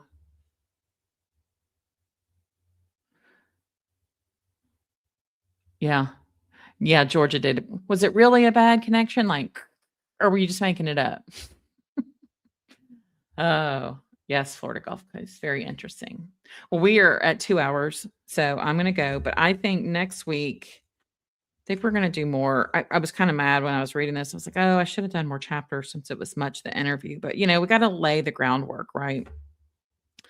So I think we're going to do 4 through 7. Let me see. I'm looking at this book. It's like 70 pages, 65 pages. I was trying to see like what all it talks about. Yeah, it goes into Wendy. But yeah, let's just plan on chapters 4 through 7 for next week. And maybe y'all can download it for free on Kindle if you have one. And we'll do that. So Angela Grace. That was a long time ago. Great show. Thank you. P.S. Your Isom voice about Pizza Hut happy hour gets me every time. Yeah, that was a long time ago. We were watching it, and I'm like, Isom was just annoyed because it was like 5 o'clock on a Friday, and he's like, look, I need to get to happy hour over at Pizza Hut and get some Bud Light. But yes, I appreciate all of you, and I appreciate a like and a subscribe if you haven't. And y'all are awesome. This is a great community. There's awesome chat. If you're on replay, I appreciate it. And I hope everybody has a great week. And yes, the George Pino case out of Miami, I'm going to keep covering that. And I'm going to do a live in a little bit because I want to focus on those victims. I want to share more that I have found about Lucy and Katie, because I think if people knew more about that and what they endured. I know I shared a little bit of it the other night, but it's pretty sickening. So I haven't even scheduled the live yet, but I'm going to do that. So, and of course we'll do summaries this week. Y'all have a great day and thanks for joining us. Bye.